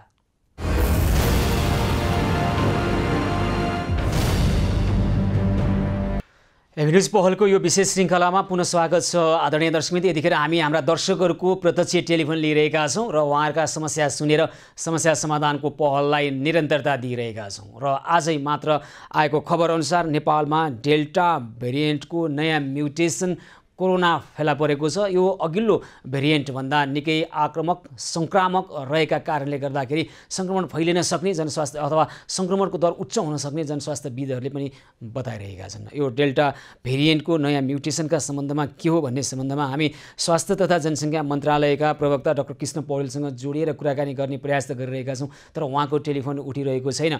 त्यसकारण हामी यो विषयलाई पुनः उठाउनेछौँ। र दर्शकवृन्द, यतिखेर भने थुप्रै दर्शकहरू आफ्ना समस्या लिएर हामीसँग आइरहनु भएको छ। अहिले कोही दर्शक टेलिफोन सम्पर्कमा हुनुहुन्छ। ढुङ्गेधाराबाट एकजना दर्शक टेलिफोन सम्पर्कमा हुनुहुन्छ। हजुर नमस्कार। नमस्कार सर। हजुर यहाँको शुभ नाम भन्नुहोस् त कृपया। ईश्वर परियार सर। ईश्वर परियार, हजुर ल भन्नुहोस् त कृपया के छ यहाँको कुरा? खाद्यान्नको समस्याले गर्दा सर। के काम गर्नुहुन्थ्यो यहाँ पहिला? म यो टेलरिङमा। हजुर, कतिजना हुनुहुन्छ ईश्वरजी घरमा? 4 जना सर। साना साना नानीहरू कोही हुनुहुन्छ? एउटा 2 वर्षको छ, एउटा 5 वर्षको। ए ल ठिक छ, तपाईँलाई हामी भोलि खाद्यान्न लिएर आउँछौँ है त। हस् सर। हस्, धेरै धन्यवाद छ यहाँलाई सेवा गर्ने मौका दिनुभएकोमा। ढुङ्गेधाराबाट ईश्वर परिवार टेलरिङमा काम गर्नुहुन्थ्यो, लुगा सिलाइ कटाइको काम गर्नुहुन्थ्यो। अहिले काम छैन उहाँहरूको, किनभने निषेधाज्ञाका कारणले गर्दाखेरि काम ठप्प भएको छ, आम्दानीको स्रोत पनि भएन। त्यसकारण यो समस्या हामीलाई राखिरहनु भएको छ। र यतिखेर समाजमा रहेका एउटालाई परेको समस्यालाई अर्को त्यो समस्या समाधानका लागि पहलका निमित्त अथवा सहयोगका लागि अग्रसर नहुने भने के काम छिमेकीको, के काम यो समाजको। त्यसकारण समाज भनेको एकअर्कालाई भरथेक गर्नको लागि ढुङ्गाको भर माटोलाई, माटोको भर ढुङ्गालाई भने जस्तो एकजना मानिसलाई अप्ठ्यारो पर्दा अर्को मानिसलाई सहयोग गर्ने हो। त्यही संरचना, त्यही अवधारणा र त्यही दर्शन हो समाज भनेको। र हामीले एकअर्कालाई पर्दाखेरि तपाईँको टोल छिमेकमा केही समस्या छ भने तपाईँ नै समस्या समाधानको पहलको लागि अग्रसर हुनुहोस्। तपाईँले त्यो काम गर्न सक्नुहुन्न भने कम्तीमा एक कल टेलिफोन गरेर अथवा हामीलाई 98 691 344 44मा केही आफ्ना समस्याहरू, आफ्ना छिमेकीहरूको समस्या पनि राखिदिन सक्नुहुन्छ र हामी समस्या समाधानलाई पहललाई सुरु गर्छौँ। यतिखेर भने अर्को दर्शक टेलिफोन सम्पर्कमा हुनुहुन्छ, दामोदर अर्याल हुनुहुन्छ। हजुर दामोदरजी नमस्कार, कार्यक्रम स्वागत छ यहाँलाई। पहिला पनि मैले भेटिराखेकै हो। हजुर। अरे तपाईँको फोन नम्बर मसँग त्यो कहाँ परेको अनि त्यसो हुनाले अनि उहाँबाट चाहिँ तपाईँसँग गर्न खोजेको मैले त्यो सिन्धुपाल्चोको लागि नि। हजुर। यो सुनदेवी राधे राधे ग्यास सप्लाईबाट 10,000 रुपियाँ पठाइदिन खोजिएको। सिन्धुपाल्चोकको बाढी पीडितलाई तपाईँले हाम्रो अभियान मार्फत 10,000 रुपियाँ सहयोग गर्न चाहनुभयो। यहाँको कहाँ होला, ठेगाना कहाँ भन्नुभयो दामोदरजी? पहिले पनि आइसक्नु भएको छ यो हाम्रो यो चुनदेवी मन्दिरकै ठ्याक्क अगाडि। हजुर, हुन्छ, चुनदेवी भन्नुभएको छ। हस्, ल हामी धेरै धेरै आभार व्यक्त गर्न चाहन्छौँ। तपाईँले हाम्रो अभियान मार्फत सिन्धुपाल्चोकको बाढी पीडितलाई 10,000 सहयोग गर्न चाहनुभएको छ। हामी त्यहाँसम्म तपाईँले दिनुभएको यो सहयोग रकम पुर्याउनेछौँ। दामोदर अर्यालजी, यसका निमित्त यहाँलाई, यहाँको सम्पूर्ण परिवारलाई हार्दिक धन्यवाद भन्न चाहन्छौँ।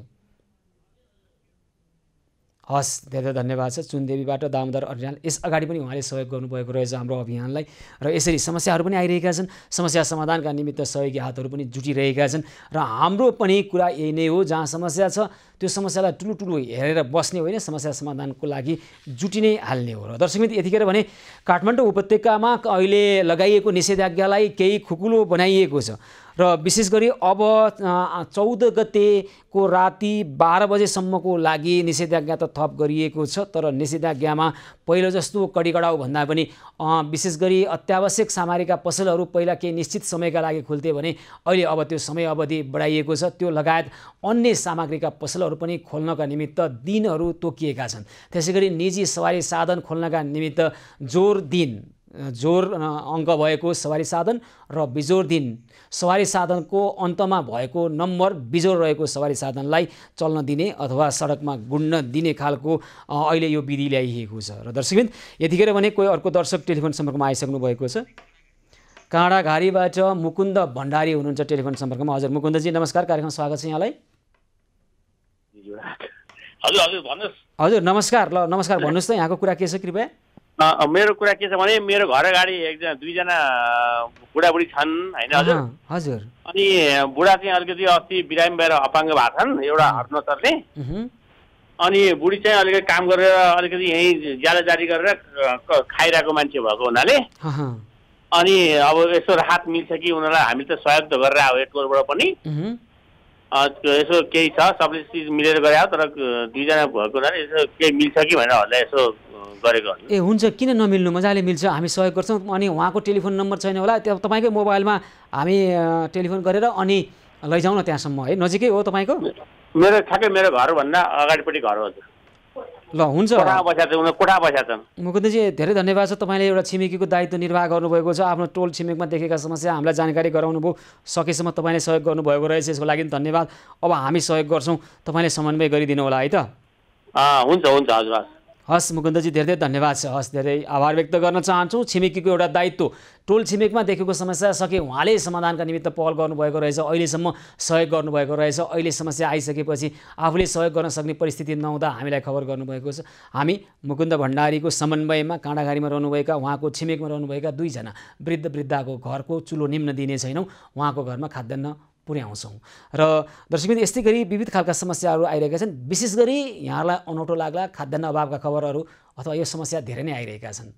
र नेपालमा आधिकारिक तथ्याङ्कले पनि के भन्छ भने बिहान कमाएर बेलुका खाने करिब 30 लाख नेपाली परिवार छ, र त्यो घर परिवारलाई अहिले झन्डै 2 महिनाको यो बन्दाबन्दीको अवस्था, यो निषेधाज्ञाको अवस्थाले उहाँहरूको घरमा खाद्यान्न अभाव हुनु स्वाभाविक हो। काम गर्दा गर्दै त श्रम गरेर पनि बाँच्न धौधौ हुने यो वर्गको मानिसहरूको बारेमा कसले चिन्ता गर्ने? जसले चिन्ता गर्नुपर्ने हो उसले चिन्ता गर्दैन, तर यसो भन्दैमा मानवता मर्न दिनुहुन्न। तपाईँ हामी सबै मिलेर उहाँहरूका घरका समस्या समाधान गर्नुपर्छ, र उहाँहरूले पनि समाजलाई योगदान दिइरहनु भएको थियो, भोलि पनि दिनुहुनेछ र अहिले पनि दिइरहनु भएको छ। यतिखेर भने कोही अर्को एकजना दर्शक टेलिफोन सम्पर्कमा हुनुहुन्छ। नैकापबाट कुसुम श्रेष्ठ हुनुहुन्छ। हजुर कुसुमजी, नमस्कार, कार्यक्रम स्वागत छ। नमस्कार सर, म चाहिँ नैकापबाट कुसुम श्रेष्ठ। हजुर हजुर सर, अनि मेरो चाहिँ यो लकडाउन लामो समय नै भयो, अनि मेरो घरमा नानी बाबु नि छ, अनि म नि असक्त नै कोभिडबाट म नि झन्डै 1 महिना थला परेर हस्पिटलबाट भर्खरै नेगेटिभ भएर चाहिँ अहिले रुममा छु। अनि मलाई नि खाद्यान्नको चाहिँ अभाव भएको कारणले मैले SMS गरिरहेको थिएँ। साना नानी बाबु भन्नुभयो, कति वर्षका छन्? नानी चाहिँ अलि ठुली नै छ, 14-15 वर्षको, अनि बाबु चाहिँ 10 वर्षको छ। अनि म पनि अलि अस्वस्थ नै हुन्छ। हस्, तपाईँलाई हामीले के खाद्यान्न लिएर आउनु पर्यो, के छ भन्नुहोस् त, समस्या के खाद्यान्नको हो? एकदम खाद्यान्न यो तरकारी यस्तो बच्चाहरूलाई खाजा खुवाउन पनि अति गाह्रो भएको भएर झन् मेरो यो कोभिडकै हस्पिटल हुँदा नि मलाई औषधि किन्नसम्मै समस्या झन् एक दिन मेरो उपचारै रोकेर नि बस्नु पर्यो अनि अहिले चाहिँ म नर्मल मतलब नेगेटिभ भइसक्यो मलाई। कुन अस्पतालमा तपाईँको औषधि उपचार रोकियो? मेरो उमा के अरे टेकुमा म वीर हस्पिटल नि बसेँ, पाटन पनि बसेँ। मलाई चाहिँ म अशक्त छु त्यो कारणले। टेकु अस्पतालमा त के हो तपाईँलाई आर्थिक अभावको कारणले त्यहाँ अहिले के उपचारै रोकिन्छ र टेकुमा? होइन यस्तो के अरे मलाई मसँग अशक्त कार्ड हुँदा पनि सर मलाई टेकुमा मलाई केही पनि फ्री दिएन।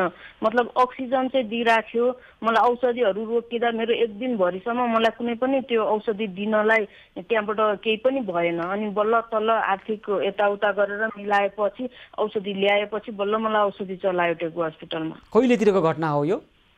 यो मेरो भनेपछि यो जेठ महिनामा। ए हुन्छ, हामी टेकु अस्पतालमा के भएको रहेछ र अहिले पनि यस्तो समस्या भोगिरहनुभएका अन्य व्यक्तिहरू पनि हुनुहुन्छ कि हामी बुझ्ने प्रयास गर्छौँ नि त है कुसुमजी। र तपाईँको समस्या हामी त्यहाँका निर्देशक डाक्टर सागर राज भण्डारीलाई राख्छौँ, के भएको रहेछ हामी बुझ्ने प्रयास गर्छौँ। ल ठिकै छ, अब यतिखेर चाहिँ हामी खाद्यान्न लिएर तपाईँको घरमा आउँछौँ है त भोलि? ए हजुर, हस् सर। हस्, धेरै धेरै धन्यवाद छ। नैकापबाट कुसुम श्रेष्ठ कोरोना सङ्क्रमित हुनुभएको रहेछ र अस्पताल बस्दा सरकारी अस्पताल टेकुले आर्थिक अभावका कारणले त्यतिखेर उहाँले अहिलेका औषधिको अलि अभाव बिहोर्नु पर्यो भनिरहनु भएको छ। के रहेछ हामी बुझ्ने प्रयास गर्छौँ। त्यो खालको परिस्थिति त नहुनुपर्ने, किनभने देशैभर रहेका सरकारी अस्पताल यतिखेर त्योभन्दा पनि काठमाडौँ उपत्यकामा रहेका केही सरकारी अस्पतालहरू निकै प्रभावकारी ढङ्गबाट काम गरिरहेका छन्। जस्तै कोरोना सङ्क्रमणकै उपचारका कुरा गर्ने हो भने टेकु अस्पतालले निकै राम्रो काम गरिरहेका कुराहरू आइरहेका छन्। त्यसै गरी अन्य अस्पतालले पनि राम्रै काम गरिरहेका कुराहरू आइरहेका छन्। हुँदा त्यति हुँदै पनि त्यहाँभित्र विविध खालका समस्याहरू हुन सक्छन्। ती समस्यालाई पनि हामी त्यसै नजरअन्दाज गर्दैनौँ, सम्बन्धित निकायलाई राख्छौँ र बुझ्छौँ यो विषयमा। यतिखेर भने कोही दर्शक टेलिफोन सम्पर्कमा हुनुहुन्छ। कीर्तिपुरबाट कुसुम महर्जन टेलिफोन सम्पर्कमा हुनुहुन्छ। हजुर कुसुमजी नमस्कार। हेलो हजुर नमस्कार, स्वागत छ कार्यक्रममा। हजुर नमस्ते। ल भन्नुहोस् त कृपया यहाँको कुरा के छ? हजुर यो लकडाउनले गर्दा ऊ भइरहेछ सर, समस्या भइरहेछ। त्यस भएर हजुरसँग पाउँछु कि भनेर म्यासेज गरेको सर। ल हुन्छ, के आवश्यक पर्यो यहाँलाई भन्नुहोस् त? समस्या अब के गर्ने सर, यही रातको खाद्यान्न अभाव। कतिजना हुनुहुन्छ तपाईँको घरमा? 4 जना। के काम गर्नुहुन्थ्यो यहाँहरू पहिला? अब घरकै काम गर्ने हो सर। अब त्यही टोपी बुन्ने त्यस्तो काम गर्ने। अहिले अब छैन, अब लकडाउनले गर्दा अब छोराहरूको पनि छैन। यहाँको स्थायी घर चाहिँ कहाँ हो? हजुर यहाँहरूको घरै त्यही हो? स्थायी घर कहाँ हो? ए कीर्तिपुरै हो स्थायी घर? हजुर हुन्छ कुसुमजी, हामी भोलि तपाईँको घरमा खाद्यान्न लिएर आउनेछौँ है त? हजुर कतिखेर सर? भोलि आउनुहुन्छ हाम्रा सहयोगी हातहरूले। तपाईँलाई कतिखेर चाहियो? तपाईँको घरमा भोलि खानेकुरा छ कि छैन? खानेकुरा त अलिकति छ सर। भोलिलाई छ? हजुर हुन्छ, हामी भोलि दिनभरिमा आउँछौँ नि त, हाम्रा सहयोगी हातहरू आउनुहुनेछ है त? हजुर हस्, धेरै धन्यवाद छ। कीर्तिपुरबाट कुसुम महर्जन, उहाँले घरमा खाद्यान्न अभाव भएको भन्नुभएको छ। 4 जनाको परिवार हुनुहुँदो रहेछ, 4 जना। हामी भोलि उहाँको घरमा खाद्यान्न पुर्याउनेछौँ। र दर्शकबिन यसै गरी आज जिल्ला प्रशासन कार्यालयले काठमाडौँले जारी गरेको निषेधाज्ञामा अब भोलिबाट केही पसलहरू सञ्चालन गर्ने कुराहरू आइरहेको छ। निजी सवारी साधन जोर बिजोरको आधारमा चल्न दिने खालको व्यवस्था गरिएको छ। र सोमबार, बुधबार र शुक्रबार बिहान 11 बजेदेखि अपराह्न 4 बजेसम्म डिपार्टमेन्टल स्टोर, ग्रोसरी बाहेकका सपिङ मल, खेलकुद सामग्री पसल, कपडा, जुत्ता, fancy, cosmetic, sari, gift item, tailoring लगायतका पसलहरू खुल्नेछन्। त्यसै गरी आइतबार, मङ्गलबार र बिहिबार चाहिँ सुन पसल, भाँडा पसल, भान्साजन्य, विद्युतीय घरायसी सामग्री, अटोमोबाइल लगायतका पसलहरू खुल्ला गर्ने खालको प्रावधान ल्याइएको छ। र दर्शकमित्र यतिखेर भने अर्को कोही दर्शक टेलिफोन सम्पर्कमा आउनुभएको छ। ढुङ्गेधाराबाट महेश जोशी हुनुहुन्छ। हजुर महेशजी नमस्कार, कार्यक्रममा स्वागत छ। हजुर सर नमस्ते। नमस्कार हजुर। ल भन्नुहोस् त कृपया के छ यहाँको कुरा? म चाहिँ ढुङ्गेधाराबाट हो सर, महेश जोशी। हजुर। मेरो नजिकै एकजना मान्छे हुनुहुन्छ, आइमा हुनुहुन्छ एकजना सर। अनि उहाँको चाहिँ श्रीमान अस्ति भर्खरै क्यान्सर लागेर चाहिँ बित्नु भएछ। अनि 2 जना चाहिँ सानो नानी हुनुहुन्छ। अनि अहिले चाहिँ खानाको चाहिँ साह्रै समस्या भएछ। अनि हामीलाई भन्नुहुन्थ्यो। तपाईँले पहिला पनि टेलिफोन गर्नुभएको थियो हामीलाई, लाइभमा बोल्नु भएको थियो? हजुर हिजो बोलेको छु म। प्रत्यक्ष बोल्नु भएको थियो हिजो? प्रत्यक्ष होइन सर, हजुरलाई चाहिँ फोन गरेको थिएँ मैले। त्यसो भए त हाम्रा सहयोगी हातहरूले यो तपाईँको समस्या राखिसक्नु भएको छ है। हजुर। अनि हामीले अनौपचारिक ढङ्गबाट तपाईँ कहाँ आउने हिजो भयो, आज साँझसम्म आउनुपर्ने हो। त्यहाँ के भएको रहेछ महेशजी हामी बुझ्छौँ है। हजुर सर, हजुर। तपाईँले भनिसक्नु भएको छ, त्यही त मलाई त्यही खालको अवस्था मलाई त्यो आयो। हुन्छ होइन, तपाईँले टिपाइसकेपछि अनौपचारिक रूपमा आएका हामी त्यो जुन खालको लिपिबद्ध गरेका हुन्छौँ त्यो नजिक भएका सहयोगी हातहरूलाई पठाउँछौँ। उहाँहरू विविध कारणले गर्दाखेरि काहीँ चाहिँ पुगिसकेका हुनुहुन्छ, काहीँ तपाईँले भनेको बेलामा टेलिफोन नउठाएको कारणले पनि हुनसक्छ। हामी के रहेछ बुझ्छौँ महेशजी, हामी सहयोग गर्छौँ है। हस् सर, हस्, धन्यवाद। हस्, धेरै धेरै धन्यवाद छ। ढुङ्गेदारबाट महेश जोशीले हिजो अनौपचारिक ढङ्गबाट यो समस्या राख्नुभएको थियो। हामीले यसका निमित्त हाम्रा सहयोगी हातहरूलाई दिइसकेका छौँ दायित्व, र उहाँहरू जाँदै हुनुहुन्छ अथवा केही कारणवश उहाँले टेलिफोन उठाउनु भएन महेशजीले, अथवा त्यो कारणले रोकेको हुनसक्छ। हामी भोलि नै उहाँको घरमा उहाँले समन्वय गर्नुभएको छ, 2 जना अथवा छिमेकीको घरमा भन्नुभएको छ। हामी उहाँलाई उहाँको समन्वयमा उहाँको छिमेकीको निम्न लागेको चुलो निम्न दिने छैनौँ र हामी उहाँहरूलाई भोलि नै खाद्यान्न पुर्याउनेछौँ। र दर्शकबिन यतिखेर कोरोना सङ्क्रमणको जोखिम सङ्ख्यात्मक हिसाबले न्यूनीकरण भयो कि जस्तो देखिन्छ, तर अर्को एउटा सनसनीपूर्ण खबर आइरहेको छ। नेपालमा फेला परेको डेल्टा भेरिएन्टको कोरोनाको नयाँ म्युटेसन फेला परेको छ। केही समय अगाडि बेलायतको एउटा ट्याब्लोइड पत्रिकाले यो दाबी गरेको थियो, तर अहिले नेपालको स्वास्थ्य मन्त्रालयले पनि यही भनेको छ। आखिर के यो कुरा त्यतिखेर बेलायतले थाहा पाइसकेको थियो अथवा त्यो पत्रिकाले के सत्यताकै आधारमा खबर लेखेको थियो, र हाम्रा स्वास्थ्यका अधिकारीहरू के भन्नुहुन्छ त्यतिखेर हामी यो विषयमा बुझ्ने प्रयास गरिरहेका छौँ। भोलि यो विषयलाई विशेष ढङ्गबाट उठाउनेछौँ। यतिखेर पनि अर्को कोही दर्शक टेलिफोन सम्पर्कमा हुनुहुन्छ। निर्मला देवी हुनुहुन्छ कीर्तिपुरबाट। हजुर नमस्कार, कार्यक्रममा स्वागत छ। नमस्ते सर। नमस्कार हजुर, ल भन्नुहोस् त यहाँको कुरा के छ? समस्या छ सर, हामी यहाँ काम गर्नु पाएको छैन, खानु पाएको छैन, बच्चाहरू 4-5 छ, कमाउने मान्छे कोही छैन, म एक्लै छु, गाह्रो भइरहेछ। घरपट्टिले आएर त्यतिकै कराइरहेछ। घरपट्टिले किन कराए? भाडाको लागि कराए कि के हो? भाडाको लागि, यस्तो लकडाउनमा पनि यस्तो भाडाको लागि कराउँछ। यस्तो लकडाउनमा पनि 9 बजे राति आउँछ माग्न, जतिखेर पनि माग्न आउँछ, जतिखेर पनि भन्न आउँछ, कराउन आउँछ। पैसा दिएन भने निकाल्दिने, यस्तो गर्ने त्यस्तो गर्ने धम्की दिन्छ, कराउँछ बेला बेलामा। तपाईँ के काम गर्नुहुन्थ्यो निर्मला देवीजी? म घरको काम गर्छु हजुर। घरको काम? अनि घरमा अरू को हुनुहुन्छ? हजुर घरमा तपाईँको श्रीमान पनि त काम गर्नुहुन्छ होला? छैन, उहाँ त छैन, मसँग छैन, अरू लिएर बस्नु भएको छ। मसँग मेरो साथमा छैन। म 4वटा बालबच्चा पालेर सानो छ, म बसिरहेको छु एक्लै। साना बालबालिका कोही हुनुहुन्छ? लिटोको पिठो ल्याउनु पर्ने छ भने भन्नुहोस् त। सानो नानीहरू? सानो नानी कति वर्षको? सानो नानी 4-5 वर्षको छ। 4-5 वर्षले त दाल भात खाइहाल्छ नि। हामी तपाईँलाई खाद्यान्न लिएर आउँछौँ है त। अनि घर भाडाको कुरामा चाहिँ अब बिस्तारै लकडाउन खुला हुँदैछ, निषेधाज्ञा खुला हुँदैछ। तपाईँ काम गरेर बिस्तारै तिर्नको लागि आफ्नो घरपट्टिलाई भन्नु होला है, तपाईँको वास्तविक अवस्था भन्नु होला। उहाँले पनि कुरा बुझ्नुहुन्छ, किनभने उहाँ पनि मान्छे हो, तपाईँ मान्छेकै घरमा त बसिरहनु भएको छ नि होइन? हजुर हजुर। हो, हुन्छ है त। र पछि कुनै समस्या आयो भने चाहिँ हामीलाई भन्नु होला, थप केही समस्या आयो भने है निर्मला देवीजी।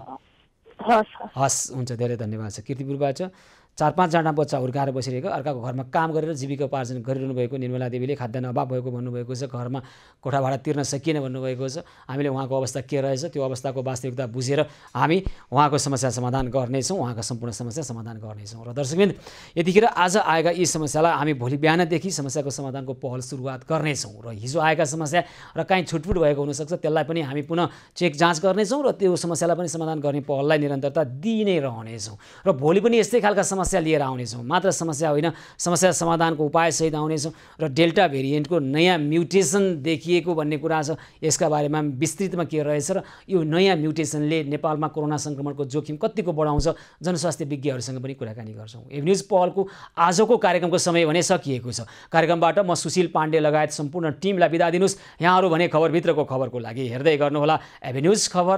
हवस् त, नमस्कार।